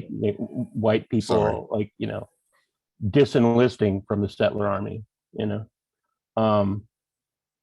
But yeah, these are like big questions, like the being tied to space, like they're interlinked. Like, what's the activity where they co-constitute? Like, our ability here in Oakland to defend space and, like, maintain the right to stay is, like, intimately linked to the ability to mount a political challenge to speculative capital and developers and, like, the upper middle class, you know, of, like, taking over neighborhoods, like, and the inability to politicize and mount like a political challenge to that is completely linked to our ability to organize and speak to each other and basically to raise the issue. It's linked with media, and it's linked with any number of things. So, like, I would say, like, it basically it's not a chicken and the egg. Like, doing the media work isn't a precursor to being able to defend space in neighborhoods, but like neither is like just neither is like housing isolated from our ability to basically create an emancipatory, like culture and like media environment. But and the Moms for Housing example was like very like it succeeded because there was like really good media work and like political organizing going on, but it took an immense amount to like get one house, in the recent episode. So like that ability to hold space and I think like the ability to hold space too, like and just like defend yourself and not being put into like this constant precarity. I mean, in Oakland here, we feel this acutely. Like no one that's like original Oakland like feels secure at all in like what's coming, and we've undergone like an incredibly like a daily grief about a town that's being killed. So like, how do you organize or even like try to create a future when you don't even know where you'll be in like 2 years? So it's like very intimately like linked. And I would say, I don't know, like, so it, other than just it's a hard nut to crack, but I think we have to understand them as linked. And also I think there has to be some commitment to place in order to ground one's politics, and also like develop a certain combat effectiveness, like where you are. Like one reason I don't see myself ever moving from Oakland, because in any other context, my effectiveness and like knowledge and like what I could possibly do and where I could make moves would just be like decimated. I'm now useless. So even if I went to San Francisco, I'd be like half useless, just in terms of like who I know and what I can get done here, and like how I know how this town works. As for the whole like white defector issue, well, I think we touched on it today. Like that's a whole other seminar, and I don't want to kind of hijack this kind of like broader space to basically talk about white identity. But I definitely feel that intimately, and it's something I wrestle with and have wrestled with this for quite a long time. So like I really appreciate it, Noah, but I kind of want to reserve that discussion for another space. Yeah, I totally agree. So I'm gonna pull up some from the Q&A, and then there's one I saw from the chat that I'll try to get to too. We've got several. We got 7 right now. So let's see. So let's see if I answer this live. Does it pull it up? No. Okay. So the question is, or statement is kind of, I think we need to widen our definitions of media as people's capacity to be a part of producing, media grows. Instagram pages and zones are media to me. Short-lived podcasts and oral archives are too, not news or reporting necessarily, but media. And so I would agree and offer also like a hint of caution too with it, like kind of related to the discussion that we had yesterday, with Jared, right?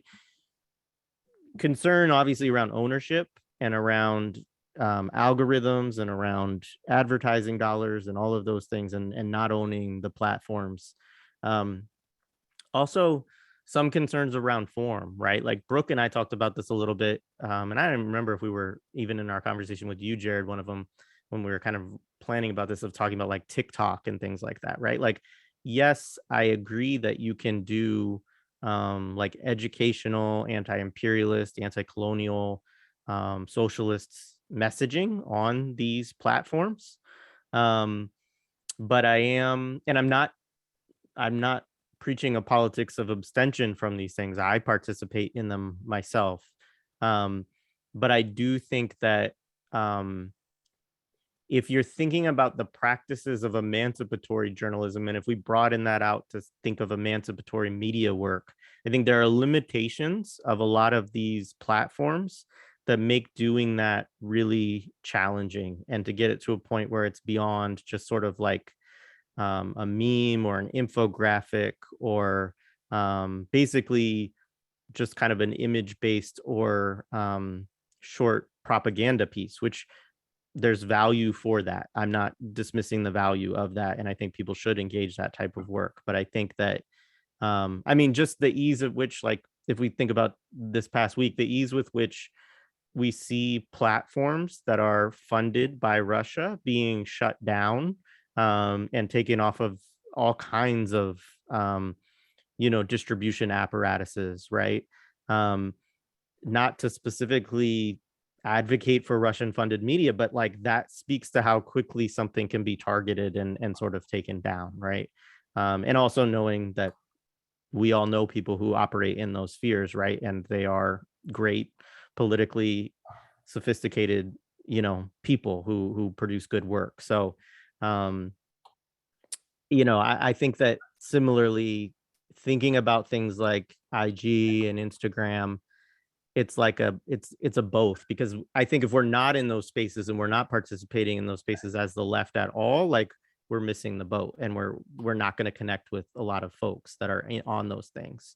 But I think if we think that that's like the primary space for our projects, I think that that's problematic at best.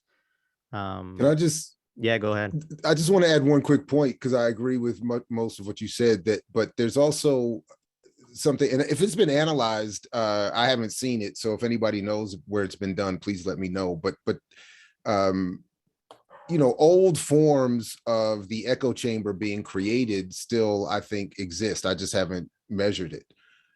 So a lot of people on these social media outlets are parroting narratives they've gotten from mainstream outlets or bigger alternative outlets.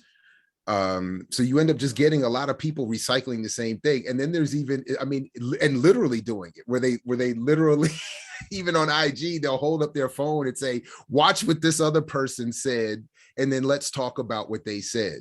So the narratives and a lot of the frames, even in those spaces, are still being set and passed on, and aren't really creating anything new. It's just more people getting those likes and views off the same story. So yeah, anyway, I just wanted to add that in there.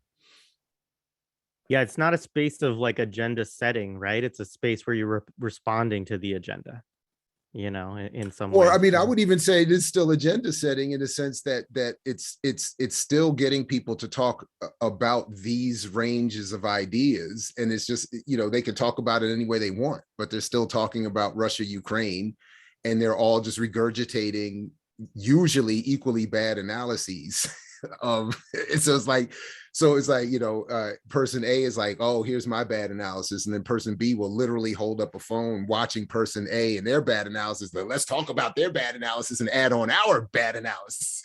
It's like, oh man, anyway. Yeah. So let's go to another one. So Mickey asked, what are your thoughts on combating right-wing propaganda? How to disagree in a way that doesn't get them more publicity? Yeah, Jared, I have a thought on an example of that, but honestly, usually in the little work I'm involved in, it's debating with people on the left or various forms of the left. So I don't even engage the right wing. And I admit that there are flaws in that, but I don't have the energy or the stomach for it. So Brooke, I don't know. Brooke, did you have a thought on it? Yeah, essentially, I think the task isn't to argue with right-wing media or even engage with it, but basically out-organize them. Basically, if they're basically reaching an audience that's crucial, or basically, needs to be reached by other media, that means you need to get there and inoculate against this shit. So that I'm not too interested anymore in terms of like pointing out the corruption or fallacies or the nonsense of the right wing, except in kind of except if it's like political education, and unless it's like, or also like as basically counterintelligence, like, oh, they're actually like, I pay attention, definitely. It's like, oh, like you kind of need to keep tabs on how this kind of virulent, like vigilante, this informal, like white violent, like fucking army is basically reconstituting itself. So basically you need to find like you need to watch their movements like you watch an enemy's like troop movements, and you basically like notice like, oh, they're veering towards dominionism again, toward Christian identity politics, or like they're merging with these forces, and basically your job isn't to disagree with them in some equal playing field of ideas, but to intercede with where they're reaching out to basically viable people that could be like with us on the right side of the barricades. Because there is like a vast kind of undecided kind of people, like basically that are captured like still by this kind of mainstream like hegemonic consensus reality. And you don't want to just give the right wing free reign to basically like just build force, like to build power. So that's the task. The task isn't winning an argument or engaging with right-wing media. You basically like maintain the sensibility, like, okay, they're going after like this sector over here, like these people with this kind of agreement. Like we're seeing it with the vax stuff too, especially in Canada. Like the right wing was being very adept in basically kind of harnessing like discontent or frustration or confusion to basically pull people in and like normalize themselves. So like your job isn't to disagree with those like fash. Like your job is to basically like step the fuck up, stop arguing with each other, and start addressing your arguments to these people that are kind of undecided and being sucked into this beast. Yeah, it touches on what I was going to say too, but I think it's fundamentally an issue of organization, right? And it's like the left has been badly out organized by the right for a long time in this country, right? And their media reach from independent right wing to all the way up to Tucker Carlson, right, on huge mainstream platform is way more. They have way more infrastructure, right? If we're talking about building autonomous infrastructure, the right has more autonomous infrastructure than the left at this point. All right. So another question: comms directors are basically forced to prioritize mainstream media placements by nonprofits. How can people in positions at companies and nonprofits encourage or intervene in quantitative strategies? I have no idea. Yeah. I really, and I don't mean to be dismissive. I just have no, I mean, that fucked up job, man. Because I read that and I hear like tables. Right. How could Jared Ball and his friends turn Morgan State University into a revolutionary institution? I don't know, man. We'd have to quit our jobs and go be, what'd you say? Wait tables, what'd you say, Brooke? You go back to serving tables, man. Like, yeah. And then, find a better hustle and like. Can I just say real quick, my favorite, my favorite story is related to this personally, is that years ago, a friend of mine who was big time in the nonprofit world invited me to a meeting on the promise that I would not speak. And at this meeting, all these nonprofits representing all the so-called oppressed groups in the country spoke and delivered their analyses. And at the time, Jared Bernstein was in the room, who was then Vice President Biden's chief economic advisor. And everybody goes around the room. He listens, he smiles, and then he says, there's nothing there's nothing in our agenda and our platform that's going to address anything that any of you have had here to say today. And then he got up and left. And I just thought, that's perfect. Now, everybody in here will go back to their nonprofits, report that they had a meeting with Vice President's office, and we'll use that to get another round of funding to produce reports and we'll sit in these big fancy office rooms like they were that day, and nothing will, and that'll be that. And so the win was they get another round of funding, having said that they delivered these reports to Bernstein. But that's it. And I just thought, man, I was like, wow, no wonder was told I'm not allowed to say anything because it was, but it was just surreal. Honestly, it was just surreal. It was just wild to see that happen. So that's why I don't know. I honestly have no idea what anybody in those groups could do, no matter how radical they were, to change that. I don't know. Yeah, and I guess I'll speak from it because I spent a number of years in nonprofit administration as a day job, and just say that there was not, I eventually quit my job after 15 years of grinding my way through that type of work. And one of the things that brought me to that point was having to sort of leave portions, or large portions of my own politics at the door, essentially, right? Because even in a social service oriented nonprofit, serving poor Black and brown children, within that liberal environment, and board of directors and CEO, there just are there's just things that you can't do, right? And things that will put your job at risk if you try to do them, because they're too radical, right? And so I was fortunate enough to be at some places where the CEO was liberal enough to be like, oh, haha, he's an anarchist or he's a communist, like we don't really care because we're liberal and everybody's opinion matters. But certainly they would not take my political orientation, right, and turn the organization in that direction, right? And if they did, they would be jeopardizing funding and everything else. So yeah, absolutely. All right, next one.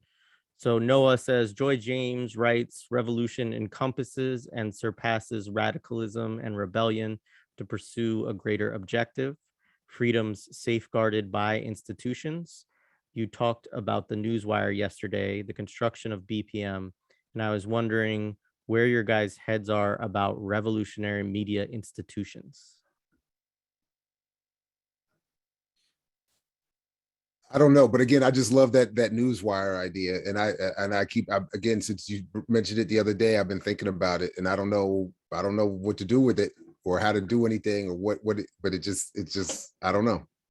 But I do think we need them. I just, again, in the spirit of emancipatory journalism, they just need to be specifically,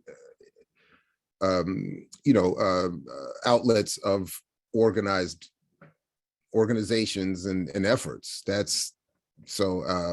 But yeah, it needs to happen. These things need to be built and sustained, or built up, or improved. But yeah, we're here to get these ideas from you all and try to spark them in each other, as much as we are saying, like, we have figured out these are the 5 things that we need to do. I think that I agree. I mean, all of this, I think autonomous infrastructure is a key theme of this whole discussion, but also very interested in, collaboration, building coalitional approaches. And also, I mean, the thing about the Newswire idea for me is that I think that one of the problems that we face right now in the left media ecosystem, right, is that we've essentially are functioning under sort of capture of a neoliberal logic in terms of the way that we're relating to the work, not in terms of our own politics, right? Because we none of us have those politics, but we're so socialized into that it means, like, people get focused on their, I mean, I'll just say this, I think BPM was a great step in the right direction, right? Because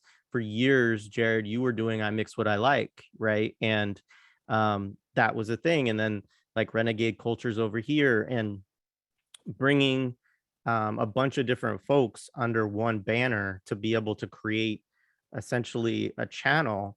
Obviously you're still under the the control of YouTube in a certain way and things like that, but it is, in my mind, shifting away from that. Like, the one of the biggest problems I think we have right now is this focus on, in order to be successful, I have to create my own personal brand, and which I just think is it's a celebrity logic. It's crafted through social media. and it's connected into these notions of like an independent contractor and all of this other shit. And it's just not, that's not a left-wing mode of social organization or economic orientation. So yeah. Yeah, yeah, I don't have anything else really to add. That's not going to just be rambling. But yeah. So Mickey again asks, how can you, and I'll just remind people we're using the Q&A function here, so feel free to type stuff in there. I'm not sure we'll get to everything, but we'll get to what we can. How can you set a line between being too radical to appear to a wide public audience, and the other side of not being too docile, reinforcing points made by the ruling class? I mean, this is in terms of BPM, this is almost like a daily question. Some of it is personal interest. Like sometimes I would like to have conversations that aren't, you know, that radical. Like I think it'd just be fun to just talk about something, you know.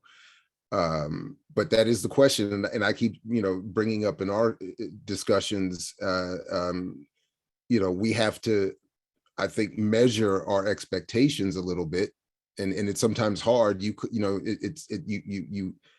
I mean, you having the views on YouTube right in your face is pretty damn telling. So I mean, you know, you can see people, you you feel like you do this really great program, and we might get a couple thousand views, and then we you know, one click away and somebody's, you know, eating a plate of food and got 150,000 views. It's like, damn. So then maybe we should eat a plate of food. Will that make a difference? And then we'd have 150,000 people watching us all eat a plate of food, but then all we're doing is eating a plate of food. So then what the hell is the point?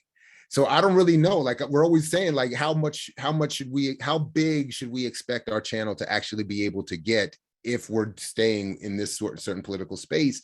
And that's why I keep coming back to, again, more and more since he's passed away, what Glenn Ford used to say about Black Agenda Report, that his goal was never to be mainstream or to hit a mass audience. It was to target specific people, academics, activists, journalists, you know, in a certain space politically, who could then, you know, use what was being done at Bar to their work. And on some level, that's how I see, you know, Black Agenda still today, and BPM on another level as well. But it's hard because, you know, even if you don't have the interest of your personal brand blowing up, you still would like to see your work have a bigger impact. And in these YouTube streets, it's just gangsta out here, man. It's like, damn. And then people snatch your shit and then post it on their channel and get twice as many views, literally with your same content. I'm like, that's what's hot out here. I'm like, that's what. So I'm still trying to learn. I don't really know. I honestly don't know. But it's a constant struggle. Yeah. Brooke, do you have any thoughts on that? Like, I mean, it's an organizing question as well, right? Like, are you talking about how mass versus how you know, how much you're going to take the hard line? Yeah, I mean, this is really interesting because it's basically a media rephrasing of the whole like meet people where they are at debate, like in organizing. And I think a good bit of the difficulty it comes from scarcity, or from us being kind of in a position of desperation, and that we're asking like single projects to do multiple jobs. And that if we're actually building like a much richer like ecosystem of media and organizing projects, like let projects do their individual tasks. Like there should be an outlet that basically addresses like a certain like liberal audience to kind of like debunk or like address those concerns. But in terms of like too radical, I don't know what that means. Like, does that mean like too honest, or like too matter of fact, or like too linked to the material conditions of life, or too straight up with people? Because we do jail support, like out in front of the jail with like, you know, granted the people coming in and out of jail are like already of a certain class in like disposition. And like, not to mention when you're getting out, like being met with an abolitionist point of view is not radical, because everyone when you're getting out of jail wants to burn the motherfucker down.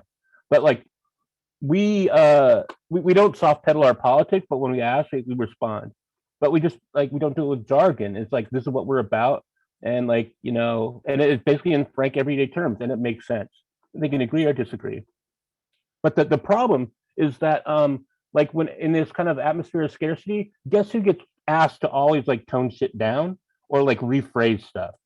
It's always the people on the revolutionary side of the question being asked like address the fucking liberals. No, that's your job, progressive. That's still like that's straddling. Like you should like wake up and like do your job. Like don't ask us to read. Like we're trying to set the pole to drag the whole spectrum in a certain direction.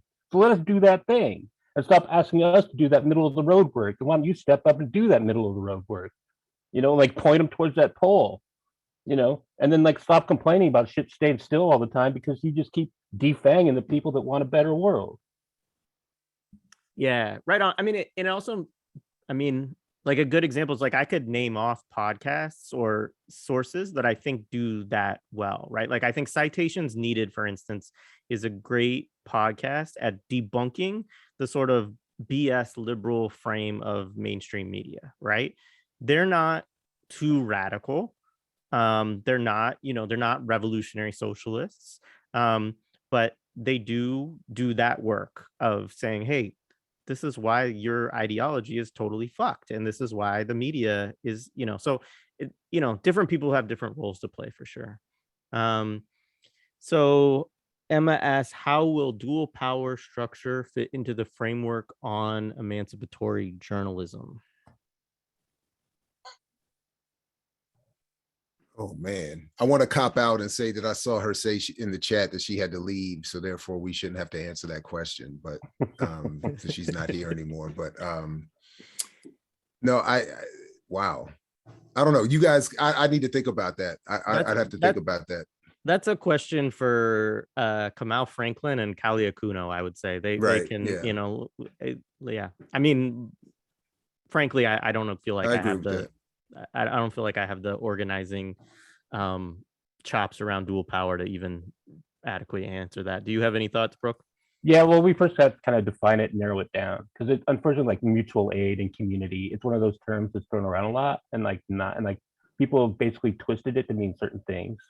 Like, and actually, when Lenin wrote about it, he was talking about it as a symptom of a revolutionary situation, not as a strategy.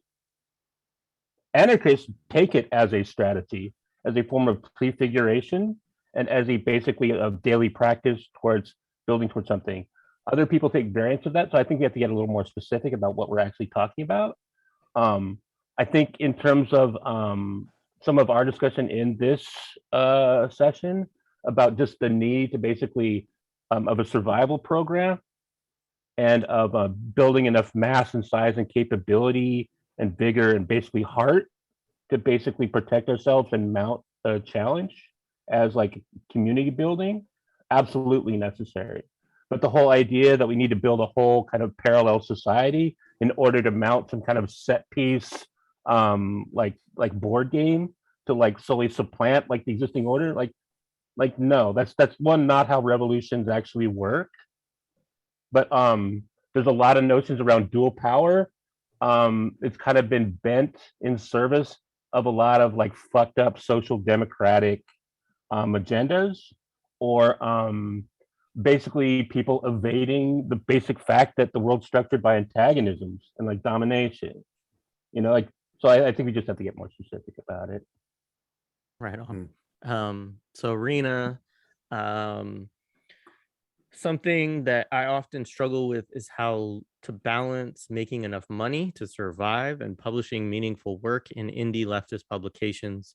It's not necessarily a question, but I wonder if others struggle with this and how you work around it and rationalize it. So yeah, same. I'm fortunate to be married, and for a long time I had a decent paying gig, and my wife was doing school and part-time stuff, and now I'm mainly on the journalism side and she's doing you know, a decent paying gig. And so I think that is not a solution to the problem, but I think that like that does speak to actual organizing, right? Like it's a very small, that's just a family organizing something, but on a bigger scale, you could think of how a party or an organization or an association of people might think about organizing those sets of issues in a more radical way. So I think that, you know, in terms of like how to balance it, you know, you might have to have multiple jobs. You might have to expect less from what you're, you know, the amount you pay will probably be inversely proportional to how radical your piece can be, right? Like, and as if it's totally radical, it's probably worthless to most places that can pay you. There are cool places, like I do plug Shadowproof because they pay journalists a decent amount, you know, for the work that they do. But yeah, it's you as an independent journalist probably have a better idea of like, you know, what you can get paid where, et cetera. And it's just, you know, that's sort of to Jared's question about unionization earlier. It's like, you know, the reality is that writing as a freelance journalist is a very precarious place to be.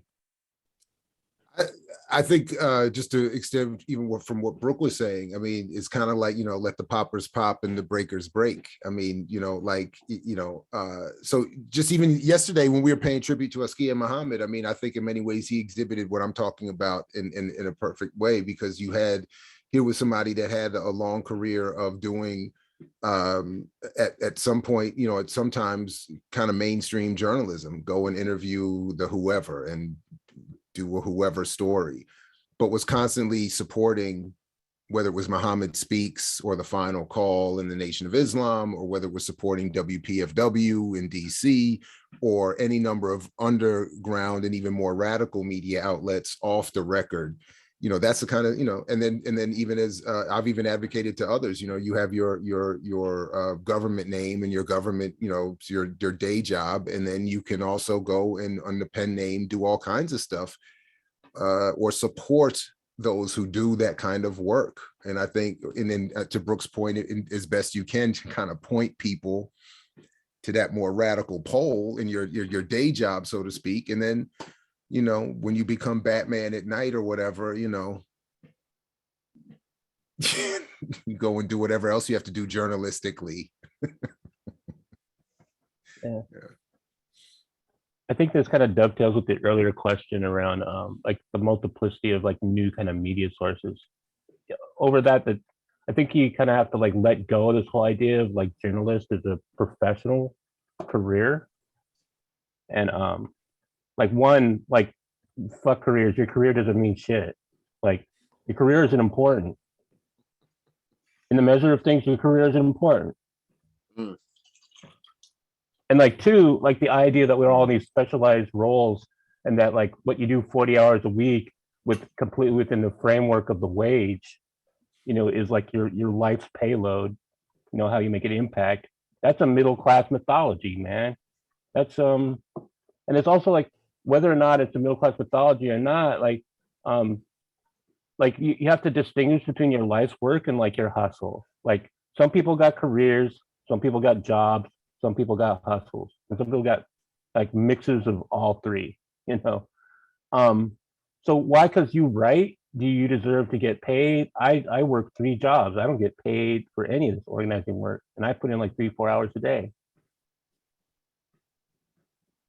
I think you're gonna just have to give it up. But like, I don't want to like throw out the whole resource question, because like I acknowledged earlier, like I'm only capable of doing this because like I don't have a family. I mean, if I had kids to feed, it'd be a whole other like situation. I'd have a whole different set of choices on my plate. And like there's a real resource question. I don't want to like throw that away. So like we can all just be volunteers and like get this shit done. I'm like, no, some people got resources and like know they're gonna eat like, you know, next month. A lot of people don't, you know, and you got to keep that flowing. And like I think there do have to be some real like supported institutions that can be relied upon, and that's going to take resources. So I really want to talk to this panel of folks that are struggling with that question, as well as like the folks that like, you know, I want to talk to people that struggle and had problems within Pacifica Radio. You know, I want to talk to the folks that basically tried and build indie media and what they ran into, because they basically tried that shit and they've run into these problems. And you know, I don't have any solutions, but I think some certain preconceptions have to be let go of. Yeah, that's a good as answer as any. Brian says, I'm having discussions at my small local publication right now about how to articulate what we do to readers and people we want to fundraise with. We don't think we're any less, quote unquote, objective than our region's corporate owned newspapers. We just present facts and perspectives that are not privileged as such. Do you have any suggestions on how to articulate this for a broad audience? I don't really fully understand what you're getting at there. Anybody else? If I'm reading it as the question is asking that they're trying to do some slightly what would be considered, I guess, professionally less objective, even though they are objective, and they want to just, how do you reach a broader audience? Sounds like another way of asking kind of what we've been talking about, at least as I'm reading it, which is the broader the audience you try to reach, the less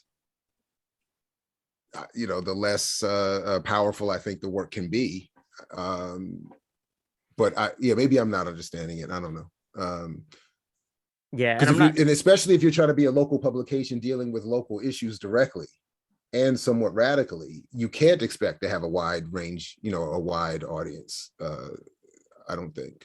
But yeah, and I think to some degree, Jared, too, like it's become like kind of aesthetic considerations as well. Like how do we make this shit cool, right? Like what I do think sometimes, and I think that is a part of like the kind of cultural.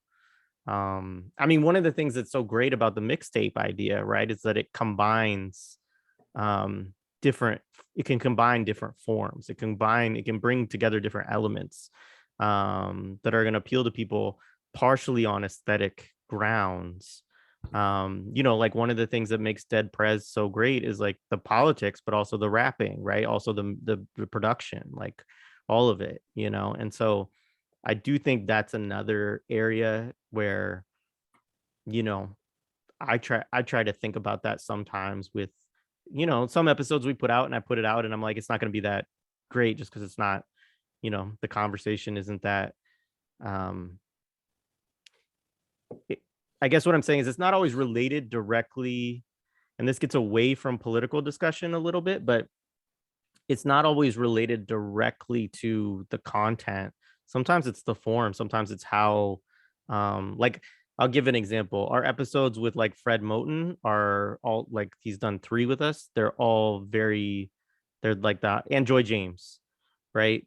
Those are our most listened to pieces, right? And I think that they're all brilliant people. I think that they have a certain level of fame within the left. But I also think they have a way of saying things that's just like profound and it's I don't know, it's deep, right? And it's like it's not necessarily that the politics are more radical than other folks that we have on, or more and they're not necessarily less radical either, I don't think. But there's aesthetic considerations there as well, I think. I don't know, Brooke, if you have any thoughts on that. No, not really. Yeah, I do think there should be aesthetic considerations. I've changed on that over the years. I do think the better the production, the better the writing, the better the mixing, whatever, the better. But yeah, anyway, yeah, I don't know. All right. Could a left newswire also have tools that are location and context specifically for prisoners regarding consensus reality and limitations of mass media, given that many people, prisoners included, are invested in consciousness raising rather than liberatory approach? That's a great question. It is. I definitely can't answer it. Brooke, thoughts? Well, Lena's a comrade, so shout out. Hey, Lena. The answer is yes. I I mean, why not? And people's investment in consciousness raising, like I think we're like to clarify, we're kind of talking about there's really kind of when folks inside and outside are basically like face to face with like just like straight up hardship or like getting the shit kicked out of them. And it doesn't make any sense, or it's just like sadistic, or it's just so fucked up that there's this idea like if only people knew, it would be different, if and inside it's definitely the case. If folks just knew, like it's the whole consciousness. I think what Lena's talking about, the consciousness rating, is just like basically like kind of muckraking. Like if this was just revealed, it would alter the question, and we wouldn't be getting the shit kicked out of us. And they're not distinctly invested in like the long trajectory of like revolutionary politics or liberation. But I don't think that an investment even like you report or talk about evictions regardless of like the state of consciousness of the occupant, right? We I think emancipatory journalism being embedded in like an extension of social movements, and it's not, we're talking about a certain kind of social movement, correct? We're not just talking just some kind of generic, like it's not a neutral term what a social movement is. We're talking about liberation, we're talking about an insurgent force, we're talking about like fighting settler colonialism, like in a white supremacist like global order, where capitalism's its mode of extraction. So we don't have to sacrifice any of that to speak to people's concerns. But as to whether like a news wire, there's no reason why it would omit just like someone inside, wanting to speak or publish something. Like we do that in our organizing, basically offer platforms just to give people the space to articulate, intervene, and speak to their own situation. And that has an embedded like politic at its root. The issue for those like building that platform is not to just like do that endlessly in a time, and not to do it critically, not regard it as a virtue in and of itself, but as like a step within politicization, a step within struggle, not just a virtue for its own sake. Like we're a voice for the voiceless. That stuff drives me fucking crazy. Like the folks that just postulate that as the end goal, and not a part of something larger. Because one, it's pretty patronizing, the people you're actually dealing with, and two, it basically absolves you of actually having criteria and actually critiquing your own work. You could just be a megaphone for the end of time. You could do that for 100 years and get nowhere and like die righteous. Well, congratulations. You've actually you haven't really examined whether you've actually affected anything or not. And then that's true for anything that you engage in, not just for people who are locked up. So I think it takes like, again, like having criteria and like collectively organizing so that like it helps you be honest, helps us be honest and critical of what we're doing, and engage within like a strategic trajectory so that these things make sense, so that it doesn't devolve into kind of a form of self-aggrandizement, or just that kind of kind of like when you do things like on that order, like a lot of liberalism like sneaks in. So I don't think there are any guarantees, but like those are the extent of my thoughts on that. Great. All right. So Alex, so we got 4 left in the Q&A, and I think we'll probably cut it there because it's 6:40. So we'll try to wrap up these ones. But Alex said, you mentioned the problem of amplifying bad Twitter takes. Can you give an example of one? I can think of several, but I wonder if the question, quote, what makes this Twitter take bad is one that emancipatory journalists should strive to answer? Well, I'll just say the one that I'm thinking of most immediately. I watch, this vlogger Hassan Campbell, who I do not, co-sign on everything he says or does, but he, by the way, just ate a plate of food on his platform the other day and got hundreds of thousands of views. And I'm just, anyway, but it was so demoralizing. But the other day, I generally like his approach, saying, look, I'm a former thug and gangster who wants to tell people of a certain age to stop promoting that to young people like we don't know better. So that's in that general space I like. He's not a radical or anything like that. But the other day he does the thing where he pulls up and he's pulling up the phone and he's doing a whole thing talking about how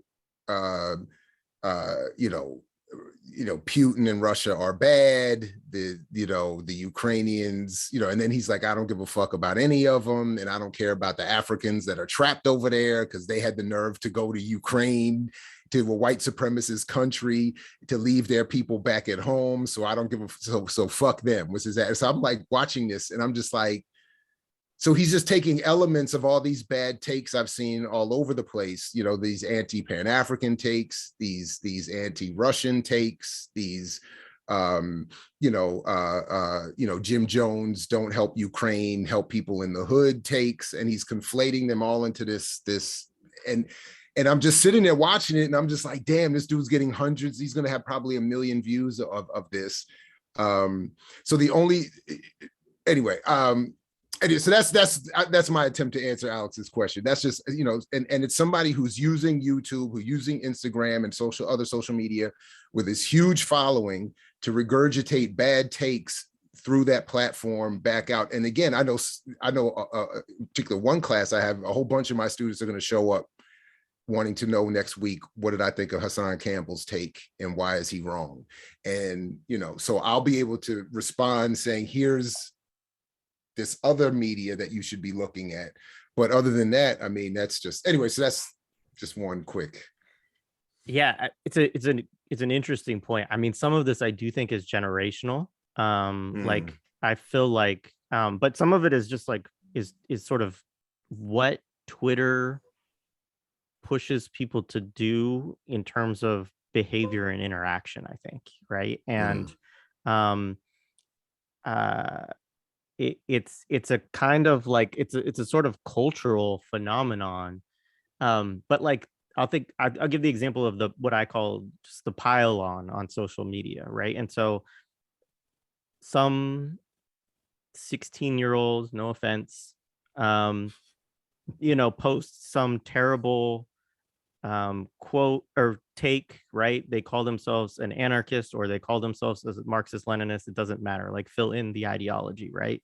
Then this person has 15 followers, and the reality of it is that nobody really cares, right, about what this person's political perspective is on Twitter, and they're 15, like they're figuring it out, right? This then becomes a pile on that goes on for hours, where people quote tweet and make jokes and talk about how bad the take is, right?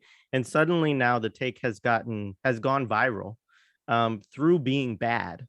And everybody's talking about it, and we're treating it as if it's a level of discourse that we need to engage with and respond to. When in reality, if this was like in the real world, like if you were in an organizing meeting and somebody brought up a bad opinion, like people would be very easily able to disarm that politically and not like hurt the person's feelings, and also, potentially, right? Maybe, I mean, depending on how, but I do believe very much, like I do reading groups with folks all the time, right? And we all come up with ideas that are wrong, right? And like we're able to engage that in the space and work through it politically and get to a better place. And you just can't do that on Twitter. Like the structure is not built that way. And I think that the type of media you're talking about, Jared, is just like a manifestation of that, but it is a larger cultural thing. The fact that your students will show up like wanting your take on that take, right? It is something like you can't totally dismiss this reality, right? And so I try not to engage with that stuff as much as possible. Like Josh Breon, my co-host, I think engages more of it. I think because they're a little younger, and generationally, that's what people are talking about, right? And I've had this conversation with Josh a little bit, and they'll say it's not just Twitter. I have conversations with people in the real world, and they think these things based off of like this. So he's like, you see Twitter behavior recycling in the real world in like cultural spaces. So I'm like, that's true. I can't discount that, right? Like that's real if you're seeing that, like, so it's interesting. I don't know. It's not the way that I choose to like run stuff that I'm doing in terms of like political and organizing and media stuff, preferably, but it does have the potential for virality. It does have the potential for a lot of the people who have really large followings, that's what they do, right? They're breaking down the take.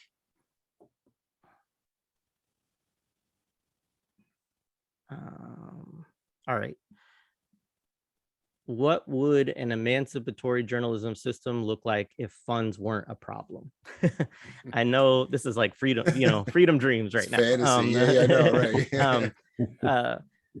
right? I know that's not happening because the systems are in place, but what would the dream be? Well, the dream is to not even to be a necessity, because these ideas are hegemonic, right? Because we've reached the point where,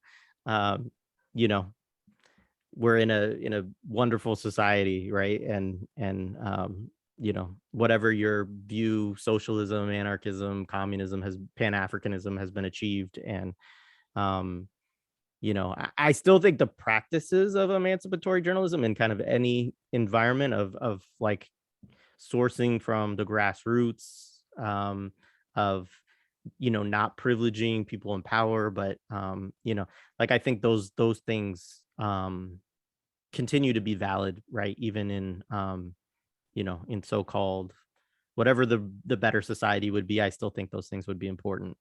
But yeah, I don't know. It's hard for me to imagine what it looks like if funds aren't a problem. I mean, obviously more people would be able to engage and dedicate time, because it would solve the resource problem that we're talking about along the way, right? First and foremost, which is a major problem. I mean, to anybody who we've said quit your job today or do something, like we recognize the real contradictions in the reality that like we have to feed ourselves and we have to do what we have to do to feed ourselves, and that's not going away. But if that could go away and you could just do emancipatory journalism all the time, obviously that would be ideal. I just think that for all of us, we don't see that happening anytime soon. Without the broader political fantasy of it not being necessary anymore, I just tend to think of like, think of the most well-funded media operations that exist now and flip it into that context. We would be producing sitcoms about revolution, and we would have investigative journalists at every prison and following every movement, and we would have documentaries being made, good ones about all of the luminaries and movements we don't hear about, all of that stuff. One thing I definitely would do is I would fund a film division to make a part 2 or a remake of Matewan, which I just watched again with my family yesterday. And it's a horrible copy, horrible, old film in terms of technology, but it's great in terms of the story and the politics and the histories that are never told anymore in terms of the labor movement. So I would be doing stuff like that as well. Like, anyway, that's what I think about, minus that bigger political vision, or fantasy. Yeah, for sure. There's a ton of projects that we would all like. I'm sure Jared has them. I have them that we would love to be able to just do. And we're like, oh, when am I going to figure out how to do that when I'm, But part of what I'm also thinking is that it would be so big that it would be seen as a legit rival to all this other nonsense. It would Right. be, like Rush Limbaugh big, but for our politics, that kind of thing, like, or whatever the right equivalent of him now is, the Alex Jones big, but for our stuff like that. That's what I'm thinking about. Yeah. Yeah, for sure.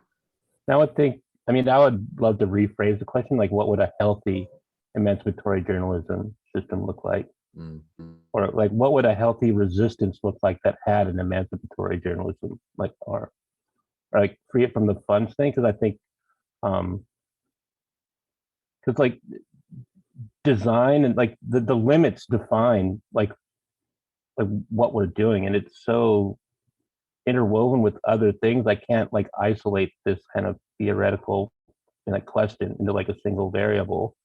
Like I would, like from a personal aspect, I would love like if we had a more healthy like resistance and culture movement. I would, what I just experientially, I wouldn't feel compelled to get into arguments all the time. I would because like things were being said that needed to be said. If we needed to reach people, there was an ability to reach people.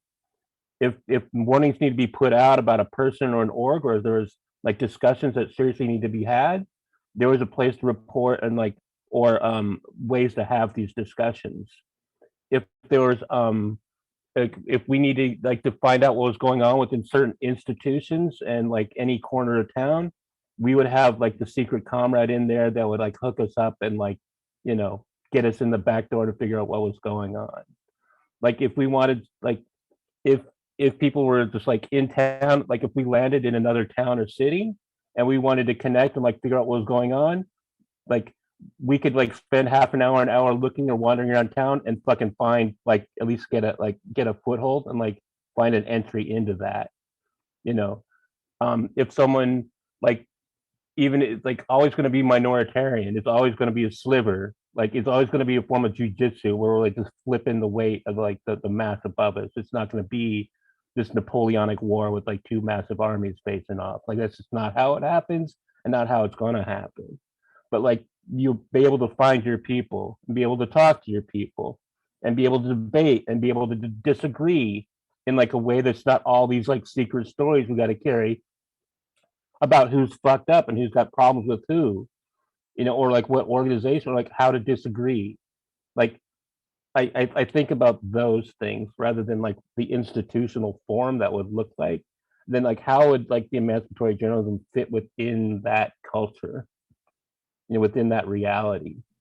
Basically, like what would it look like? I mean, how it would feel like, it wouldn't feel like I'm alone, you know, no matter where you go. Right on. All right, we got two more. All right, so an anonymous attendee wrote, in the Bahamas, the media has an incestuous relationship with the government, whereas much of the news is repackaged government PR. Our media institutions rarely cover the real issues in our society. Can you suggest a framework for emancipatory journalism that highlights real issues? Yeah, I mean, I would say emancipatory journalism is the framework, you know.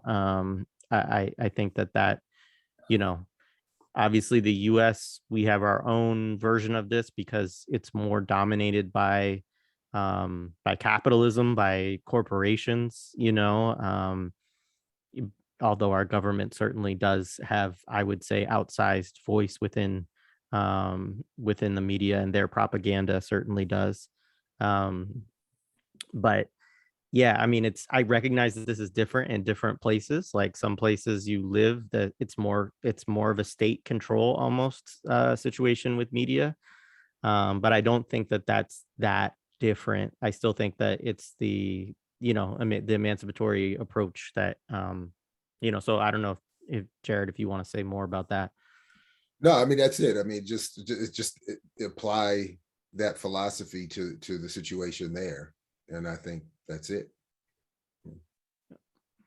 All right. So this one reads like it's from me, and that's my fault because I gave out my login to people. But somebody wrote, as MSM outlets remove voices, rewrite narratives, obscure facts, and write off goals and strategy, how does emancipatory journalism oppose these things effectively while unraveling the monopolized MSN outlets like those of Nexstar Media Group ideological hold on various oppressed nationalities and classes? How do we uplift the voices, maintain the narratives, lay out the facts, and strategize with goals while undermining MSN ideological hegemony over the oppressed sectors of society? So I'll say something quickly on this because I think it relates a little bit to the PowerPoint that I gave. I think that our belief is not that we can go to war head to head with mainstream media in the same way that Brooke just laid out about like the Napoleonic War. We don't have, this is guerrilla warfare. It is not going to be, our army and our autonomous infrastructure being equal in size and scale and reach as what they have, right? And so some of this goes to what Jared Ball was saying in terms of, what's going to be your approach as an organization? How much is it to focus on, the hard line or the correct line, the quality of the analysis, the belief in your political perspective versus this question of reaching the masses and giving up some of that political clarity? I think in terms of my thinking related to the strike, right, is not that we should not have done any interviews with mainstream media. I don't think that for an organizing on a national level that's smart, right? Or that, but I do think that in terms of where we should focus our energy and most of our effort, it is in building out emancipatory journalism, this autonomous infrastructure, right? And working on spaces where we can articulate our struggles with the greatest political clarity possible. And the reason is that I think that those are better tools for organizers, right? And for organization. And I think it's a mode of organization itself. When we step into mainstream media, we have to know that ideologically we are going to be completely undermined within that space. And so there's kind of a risk reward calculation you have to make about when and how to do that if you do it. But you can't think that you're going to step in it and and so then the question about reaching other people, I think that's really important. I think that's a question of community organizing and stuff like that. It's just really that's always the question of how do we reach people? I don't think that changes. I don't think you can reach people through the mainstream media on the terms that you want to reach them is part of what I'm saying. Ditto. Yeah. I mean, I think, sorry, bro, go ahead. No, I mean, it kind of comes down to strategy. Essentially, this is one of we don't have all the guns, we don't have the money or the institutions, and the system has position on us, plus, operating at a great big material disadvantage. So what things do we have? We have the commitment, we have our own lives and ability to take action or agency, but we also got strategy, the ability to make choices. And it's not a purity test, whether or not you give an interview to a big media source or not. But if you're actually building your strategy and relying upon them for cooperation to be part of your strategy, you've essentially already lost. It's just not reliable part of your strategy. They're not going to cooperate. But it has to be taken as an opportunistic, kind of episode. But unless it's some really you just don't have control. There are certain spheres of decision making. There's you can influence certain people, you can be concerned about another layer, but what is it that you can actually control and actually make decisions about?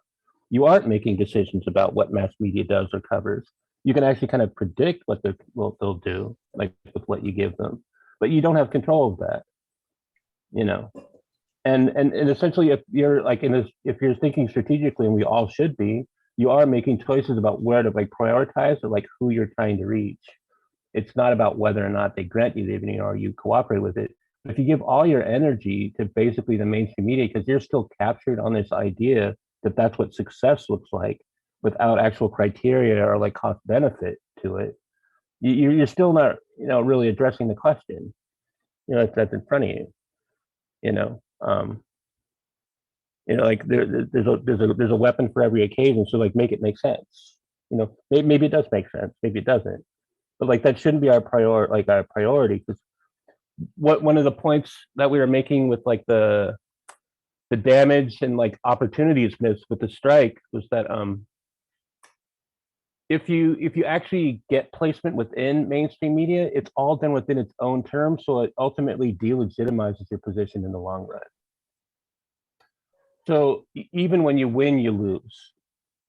But if your priority goes to basically building up an emancipatory journalism that's built from the bottom up, even you engaging in that exercise and figuring out the equation, like whether or not it actually works or not, you're one step closer to actually understanding your own context and like combat situation.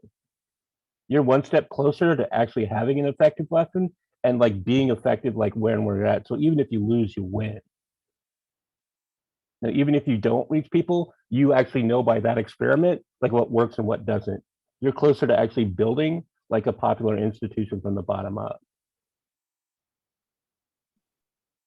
That makes sense? Yeah, right on. Well, appreciate everybody. I apologize if we missed anything in the chat that we should have responded to. Got to all the questions in the Q&A. Just a note on, thanks so much, Jared Ball, for joining us today. Thank you. Appreciate this whole thing. Thank you. Yeah, and Brooke, thanks for the session today, leading it off.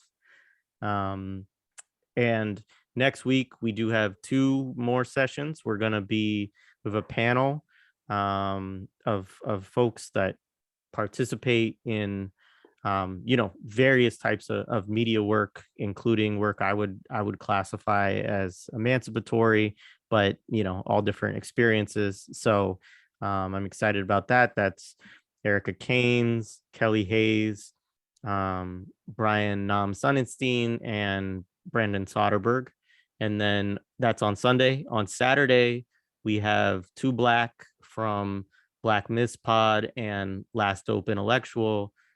He will be here to do a kind of breakdown of the media work within the League of Revolutionary Black Workers, and to talk about their work with the South End and taking over that public college newspaper, and other revolutionary media work that they were doing. So yeah, that's what's coming, and we'll see you all next week, hopefully.